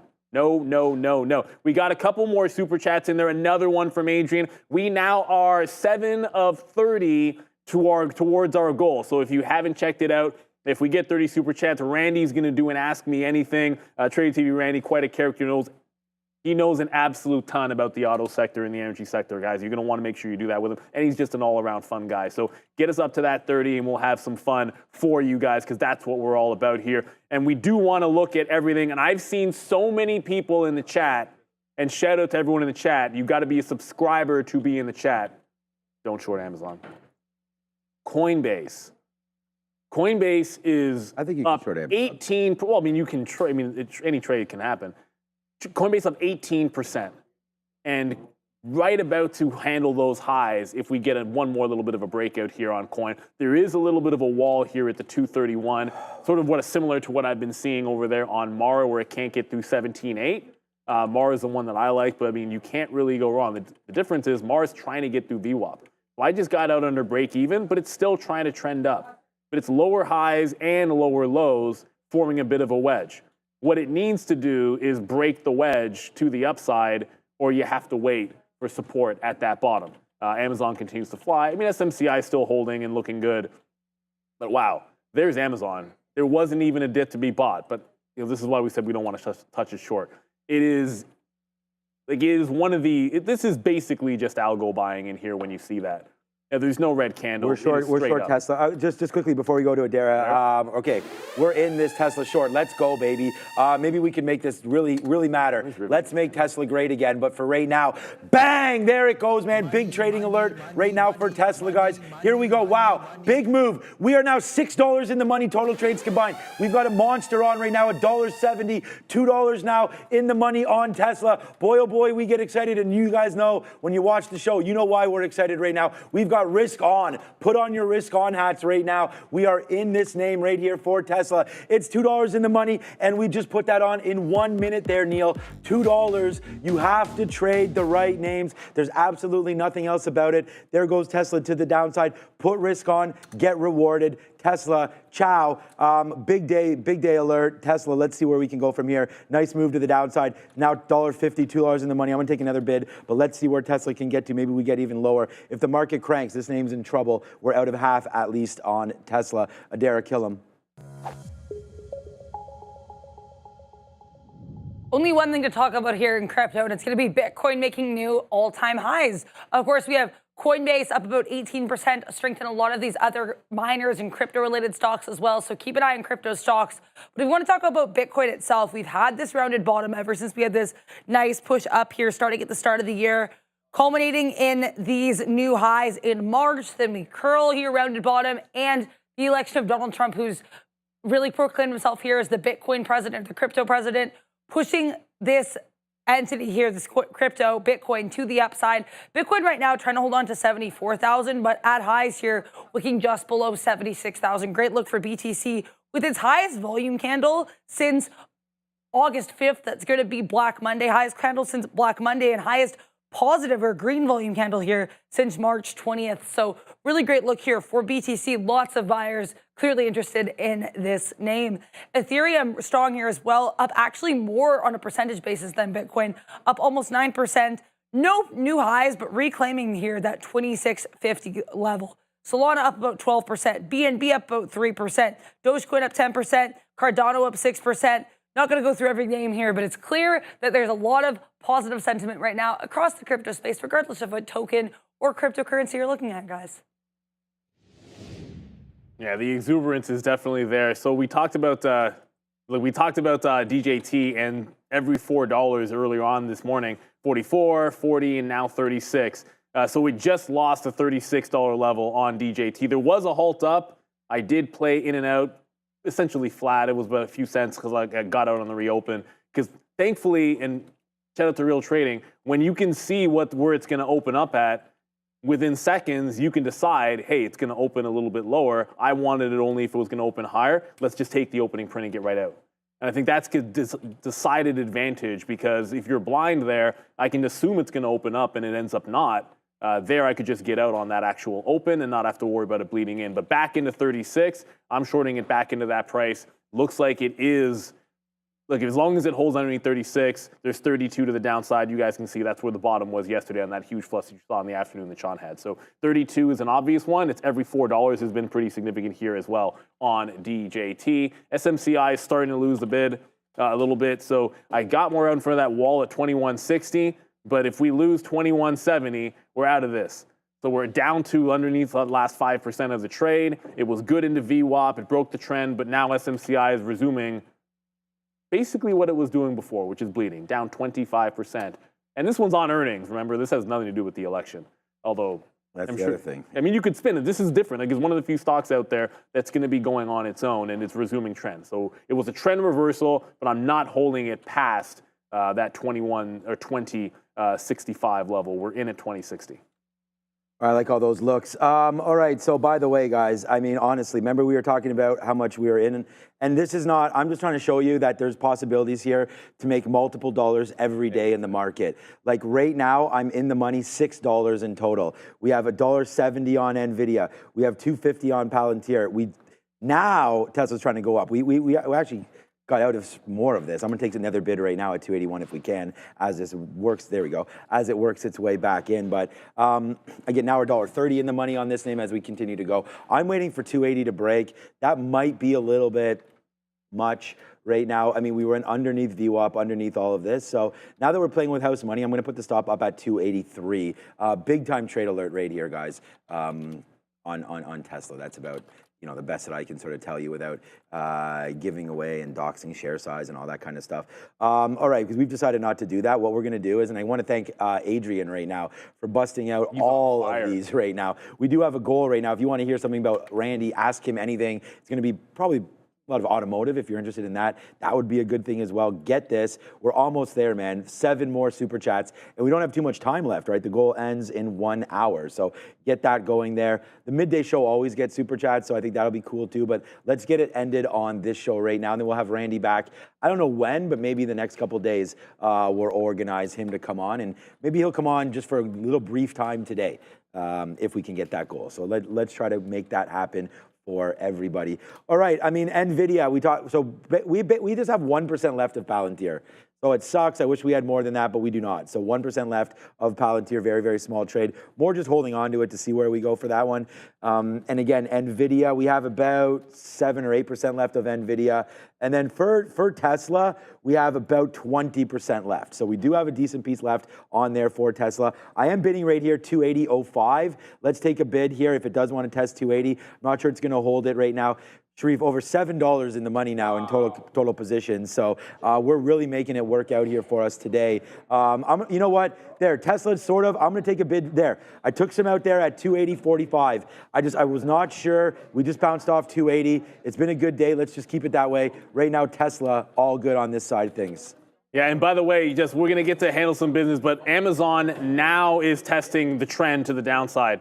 So this is the first time that it's actually breaking the trend underneath. It just closed prior bar underneath the trend line, which means we're going to look to get in here if we can. Give me something in the 30s. All right, we're engaged at the quarter level. Give it to prior bar high, which is 205.70-ish. And again, you got to find your strategies. We like this one. This is similar setup to SMCI, although SMCI was an SSR bounce. It was short sell restricted on SMCI. But you know what? If you want to find trading opportunities, if you want to execute trading opportunities, then one of the things you're going to want to do is check out eSignal. Because eSignal is the place to go if you want to trade smarter, if you want to elevate your trading game. Whether you are scanning for opportunities, whether you are executing trades, whether you are back testing and forward testing your trades, what you need is reliable data, an easy-to-use platform, charting that changes the game, and that's exactly what eSignal has for you. Sean's been using it for over 20 years. I've been on-off myself. Traders on this floor have been using this as long as I've been on the floor. Every symbol that you could possibly want and every single indicator you could possibly want in a vast array of markets is available to you vast here. Array, I like that. I know, the array of symbols here. Slow down. On eSignal. So hey shout now. out to them.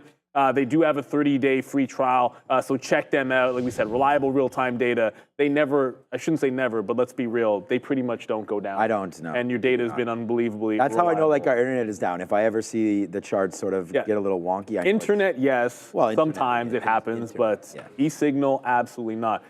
So shout out to eSignal. Want to make sure we shout them out. But it is 10:40. We do need to go over to Adara. I believe it's Sector Watch already.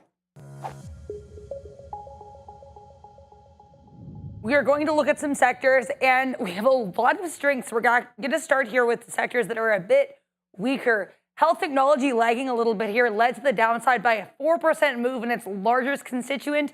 Eli Lilly looks like this is a sympathy play with Novo Nordisk, which reported earnings this morning, a little bit mixed, and traders not reacting super positively to those results. We also have a lot of weakness here in consumer non-durables. KO, Coca-Cola here, and Nike notably red. We also have utilities with some weakness here as well. Consumer durables, with the exception of Tesla, up on a Trump sympathy play, are pretty weak as well. Now let's talk about these Trump sympathy plays, because there are a lot of different sectors where you can find them. We have finance here to the upside.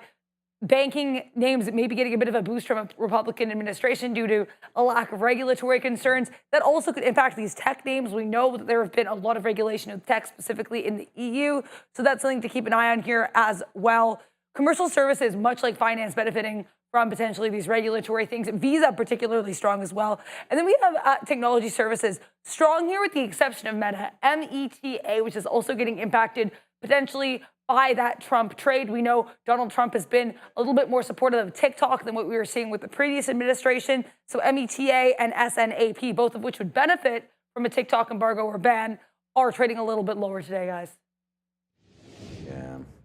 I can tell you, yeah, I mean, that makes some sense there for Meta. Look, I think ultimately, like, they still print money. I think they'll be good. That might be one of those stocks that after the dust settles, Meta might be a buying opportunity, and therefore now, like, it is what it is. So Amazon, again, wait for your execution plan. You can see the trend since VWAP. When it broke, got in. Immediately, it's holding at first support. I mean, let's be real. Like, Amazon clears it, 205.5. I don't get into the quarters, and it's holding on to that first support at 204.5. So I did take another leg out there. Realizing it's a strong stock, this getting to VWAP would require a leap of faith. So I don't think it's getting to VWAP. And to be honest, if it gets there, I'll be looking for longs somewhere before that price regardless. So if it can't hold on to 204.5, I'm sitting every 50 cents underneath this. So Amazon did give us that mean revert trade that we're looking for. But let's be real, the stock is still a strong one. You got to pick your spots for that entry. Pretty much the same thing going on. SMCI is still doing the exact same thing. But now it's consolidated underneath, and my stop's underneath right here. So I guess I'll be out possibly soon. Like I said, we're holding on to now less than 5%, but SMCI looking like it wants to retest those lows. I did want to go over Rivian because sometimes it is what it is. Rivian bounces, goes right back to $10. Should not be ignoring the stock. Goes to $9.96, right back to lows. The $10 level on Rivian in the wrong way is a huge one today, where it's just Rivian's bleeding. It's down 9%. It is it is likely to go short sell restricted, in which case I'd look for a similar play like on SMCI.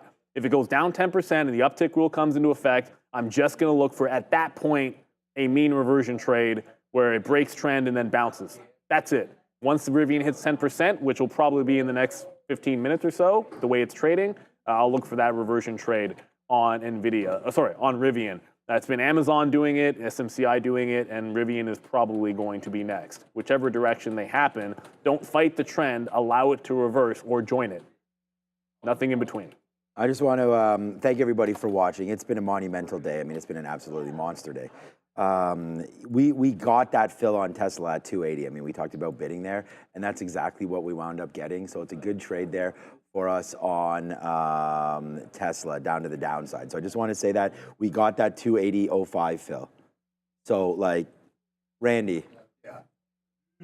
you're almost on the AMA. We've got 29 of 30. One more. One more, and we are there, and you are coming on. But I don't know if you can give people $3 winners on Tesla, but that was a good trade right there to the downside, as we did not break through 280. Tesla still, a little bit of a dip in there. No problem. We held 275, but we did not bid 275, although we mentioned it. Tesla trying to hold forward. And then the name that you got some explaining to do, my guy. And we can't control what happens with prices, but look what's happening to Rivian right now as it continues to sink down in and break the hearts of everybody that trades Rivian to the downside. Those of you that did not get out at 18, tough. I mean, we were able to get out of I'll go back and check. I thought it was probably about 50%. Might have been a bit more. But Randy, right now, Rivian going lower. I do want to thank you. There it is right there. Let's go. It's awesome. It's bang. There it is, Randy. We have an AMA all scheduled. We want to thank our big guy for that. There it is. The goal is achieved. Thank you so much for that. And it's mostly due to, where was he right here? Adrian, a lot of super chats. Thank you so much for all of that. Vinu is here as well, saying thank you. And then Adrian Petrus here. Started with your channel 2 months ago. I couldn't find a better live trading show. You cannot. It's because it doesn't exist. But I mean, I do appreciate you trying to look for it. But right now, you're absolutely awesome. Thank you for all of your effort. You are damn well welcome. I mean, again, right now, we're going to be, great stuff. Thank you, Randy, for coming through. And we'll have you on ASAP. But yeah, man, I mean, we're up today. And I mean, there's a lot of traders going to be flat, a lot of traders are going to be up, a lot of traders are going to be down. But at the end of the day, it's a positive trading day. And whenever it's a positive trading day, you got to give props to that. So I don't know how many of us are all positive, but I want to thank to everybody for watching the show here. And then just, big shout out to all the supporters. And again, thank you for the super chats. Thanks to Randy, Neil, everybody here making this show great again. So here we go, man. I don't know if anybody saw what I did there, but all right. Tesla right now. We've been sitting here in this position, and I think this may be what the super chats are about and things like that, is like we've been sitting here, $3 in the money, and I've been announcing the position, $3 in the money, $4 in the money, $5 in the money, and it's just like, that's just trying to show you that you can be the trader that you want to be. And I mean, I've really worked pretty hard over the last little while to develop all of these plans and how to properly trade, and it's really, really starting to hit. So again, congratulations to all of you that, love it the way I do. And have that passion to succeed, right? And so that's what it takes in this game. And just keep on going with us. And I want to just thank everybody for coming through, right? So again, you guys can ask us at any point any questions. And I know I've only traded 3 names today, but Nvidia, Palantir, and Tesla. Those are 3 names that I've traded, and I'm going to be 2-1. Yeah, and just so by the way, I am out of Amazon. The trend down is now already reverting. Here on Amazon. The idea was to be long at 201.5, but it got down to 204.50, found first support, and then now you're going to get a bit of a break. There it goes. It just got into 204.50 again. So I did reverse looking for a long back into the high. We'll take it out. SMCI also just came in as well. So unfortunately, SMCI does not hold above VWAP, does not break 2160 at all. Whoever was selling at 2160 on SMCI, like clearly there was a brick wall all morning long. So I'm out underneath 2060. For an SSR bounce play, there is no, I want it the second time through at the same price. It has nothing to do with that. It's simply a trend reversion. So unless it tries to do it again at a fresh low or off the same low, you've got to pick your spot and you've got to wait for it. The other one that we are looking for here is going to be Rivian next. Rivian did not break 10% down, so I'm not really thinking the reversion trade on Rivian, but we'll wait for it. I do think it can get to the downside, obviously. And just to go back over to, I believe, MARA now trending up. So Mara, good look early. Did like 117.4 was my Alamo. I got back in on a trend revert, but it couldn't hold beneath VWAP. I held on to 5% for break even. Now it's headed higher. So the trend's still working on Mara. And Coinbase is also making fresh highs. So this one never gave the clear out of the top yet, but when you start thinking about where it's coming from, you're back above the 50 period. There's room to the 200 at 19 even, which I think is going to be resistance on Mara. That does give it VWAP retracements. That gives it an 18-20 breakout as well.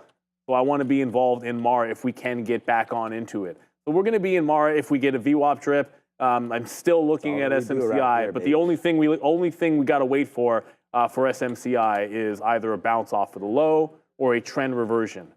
Not going to be catching a falling life. This is not a trade where you're sitting on the bid. This is a trade where it trends down, it reverses a trend, and then you get in with a tight stop and a quick execution. Let's get on over to Adara for Money Talk.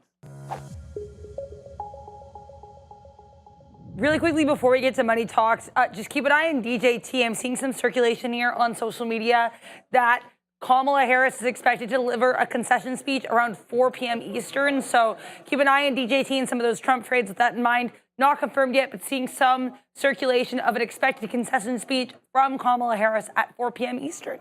Now we have the DXY, which is extremely strong, blowing past that previous resistance area that we ran into first in late July, then again here in mid to late October, blowing past that area to trade around 105 currently for that DXY.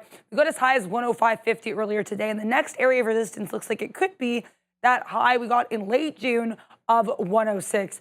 Lots of strength here for that U.S. dollar after the announcement here of those election results. Republican candidate and former President Donald Trump winning once again here to become the 47th president of the United States. Looks like there's some support here too. If you look below after this most recent move up around that 103.4 area. We bounced here after 2 straight days of downside to kick off the month of November for this DXY. So lots of strength as we head into what could be a bit of a tumultuous time for this DXY and this market, because tomorrow we do have the FOMC meeting. It's actually on a Thursday and not on a Wednesday as we usually have due to the election. So FOMC, 2 p.m. tomorrow, we'll get that rate statement. We are expecting across the board here a 25 basis point cut. We'll have to see if that's what comes through. Then at 2:30 tomorrow, we will get comments from Fed Chair Jerome Powell, guys. Almost forgot about the Fed. Who is this guy? Am I live? You're always live. Are you live? You're the one got a mic. pushing the buttons out. This is a reminder to like and subscribe. You know, make sure to click that like button and the bell icon so you don't miss any notifications. And also, it looks like we reached the goal. We did reach the goal. That's what we were talking about. It's a big time goal over there. So I'm going to let Randy know that he has to come on. Stay tuned to the midday if you want to reach that. Ooh, okay. We're happy with that. We're happy with that. Thank you, Fabian. There's Fabian right there. The man, the myth, the legend, the man pushing all the buttons in the back there. And listening. Oh, most of them. Yeah, and just listening to whatever Ramin tells him to do. So there we go. As we all do. Let's be real. It's not. This is not a shot. As we all do. Besides Sharif. Sharif is a man about himself, and then until Ramin eventually sets him straight, and then we'll see how that goes. But enjoy us for more and more fun. But the thing about it is, you know what? We can all do whatever we want around here because we have a lot of fun. But the more important thing is, a lot of people want to know, like, on a day like this, what's for lunch? You know, is it going to be something American? Like, is it going to be like some hamburgers or something like that for USA? So on and so forth. Well, let's have a quick look right now at what is for lunch. All right, it's pesto roasted cod fillet. Okay, with a white cream sauce and steamed rice, asparagus, broccolini, and salad on the side. So that is what's for lunch. A little bit of fish. All right, we'll take it. All right, just real quickly right now, this is how you stay positive. Neil and I will not only hopefully give you some winning trades, but also talk about the losing trades and what to do with them. So Tesla just ripped all the way back up. Now, I'm calculating what we're doing. We've reloaded this position at 283. Why? Because that's where VWAP is. We got to give this a little bit more room. I'm only giving this a 283.50, so $1 worth of a hit. We took multiple dollars on this. I've already calculated the math. If we take $1 hit on this name, we will give back 25% of our day on Tesla. So it looks like that's about what's to happen. We try to reload again on this name. It may or may not work. I don't have any bids out on this one. Let's see what happens right now with Tesla. I'm here for it, and we're just going to see what happens. So that's Tesla right now, 283.50. If we break on that, that'll be that $1 hit, and we're gone. All right, so that will be, there it is. So that's the end of that trade. So again, we've already know the math. We calculated it. We did give back there 20 to 25% of that trade as we got stopped out. And of course, it comes back. But at the end of the day, have your stops, right? It's how you stay green. And that's the most important thing, right? You want to stay green. That is the most important thing every single day, to look down and be able to be like, I'm green, because this trade can happen again. Like, even if this tanks now, you got to stay in your just risk parameters. And if that was too risky, and I was like, you know what? I'm not sure about the momentum. Let's get out of Tesla. So make that change and get out there. So that's exactly what we did there on that Tesla trade. Still up on it. Obviously, as we just said, we'll give back 20 to 25%. I think it was worth the risk there with only 5 minutes to go. Thank you for watching. And again, we're pretty fluid here, right? I mean, any kind of stock that you guys want to look at, we did ignore some of the banks. We looked at them, but not really being able to trade them. I stuck with my plan and everything that's on my list. So today, Palantir, check. Palantir, number one. Tesla, check. Nvidia, check. The only thing we didn't look at was Intel or Bitcoin. So those were two things we looked at. I mean, in Intel, I'll throw it back to Neil in a second. Intel, I wrote down $24. That came twice. So we should have been on Intel long down there at $24. Whether or not we missed the boat or not now, we'll have to reassess. But that was the trade that we had written down on the sticky note. So that would have been a good one. But for right now, is what it is. I still love Amazon, man. I mean, I talked about, you guys were just joking about, is the short there for Amazon? And yeah, at some point, shorts. Oh, it was on the reversion. Yeah, 206, nice play. Now into 204, maybe it's there now. Yeah, it was definitely there in the very top reversion, but when it got to 05 was just a round number. And look, I'm back in SMCI, but it's the same plan. So black chart doesn't have the trend line, so there you go. Like, that's close enough. But when it broke here, that was, to me, the short entry. And it's a similar plan over in SMCI. Like, you want an execution strategy, like this broke a trend to the downside there. It's short sell restricted being down this much. It just did it again. You might have missed it by a few cents. Like you could punch it in here and I'd have 69 instead of 73. It's just a little bit of how fast you're going to be on it. But I want to play it back into VWAP and respecting the fact that $21.60 on SMCI, sell, sell, sell, sell, sell, sell, sell, sell, sell. It is a brick wall. If SMCI clears through 21.60, then that's a different trade. This is a trend reversion SSR bounce into VWAP and that level, scalp out to that level. If it wants to break out 21.60, I'm for it. I think it can absolutely ramp job to the upside. But, it's been a wild morning, and this Amazon, I mean, it's now trending back in, but, where is this going to stop? It still was the strong program trading on Amazon, and it's, remember, 201.5 is where it broke out from. It's at 204. You're valid, when I say I mean your breakout is still valid to come all the way back into VWAP. Oh, Tezzy. And it's still flying. It could drop $2.50, and I'd still want the long at VWAP in here. So there hasn't been much of a consolidation yet on Amazon, but it's still a strong stock, and I think the mean reversion play might be on, but if it gets to VWAP, let's be real, got to look to engage again. The market is a little bit of an inside and now pulling back in. SMCI does not have the explosion that it had. When it reverted last time, it was a rocket. And every time someone threw a bid on the offer, I joined them on the way to VWAP. This time, it's a little bit slower heading on. So let's be a little bit careful with this. It blasted the first time. It's not exactly blasting now, so I want to be cautious with it. I know we got a lot going on, and we haven't covered absolutely everything for you. There was some banks I wanted to look at today. Rivian was a miss. I'll slap the fail on myself for that $10 twice on Rivian. Gave you the $10 trade. But Supercars with X, thank you for the super chat. You guys should put Ram on the show. She is lit. I'm going to hit the like on that. You guys should hit the like on the stream. You know what? You don't get to just hit the fail, Remain, on this. This is for the viewers, and clearly they're interested in hearing your thoughts. Fabian has come on, and everyone wants to hear Ramin. Ramin and Fabian do a fantastic job with our team making us look and sound good pretty much every single day that we're here live for you with the markets. Ramin is the best because she gives me treats every now and then when she brings them in. But with only 1 minute to go, for now, the only re-entry was on trend and SMCI. Amazon, I feel like we have big fish to fry if Amazon gets all the way to VWAP. I'm looking for a potential curl on Amazon that doesn't wait till VWAP, but it's still trending down for now. Bezos wall broken. All right. Again, thank you so much to everybody. This has been a real special show, and thank you for watching. Thank you to everybody. I've tried to get Ramin on the show many times. I think that would be a great idea. So we'll get her back on.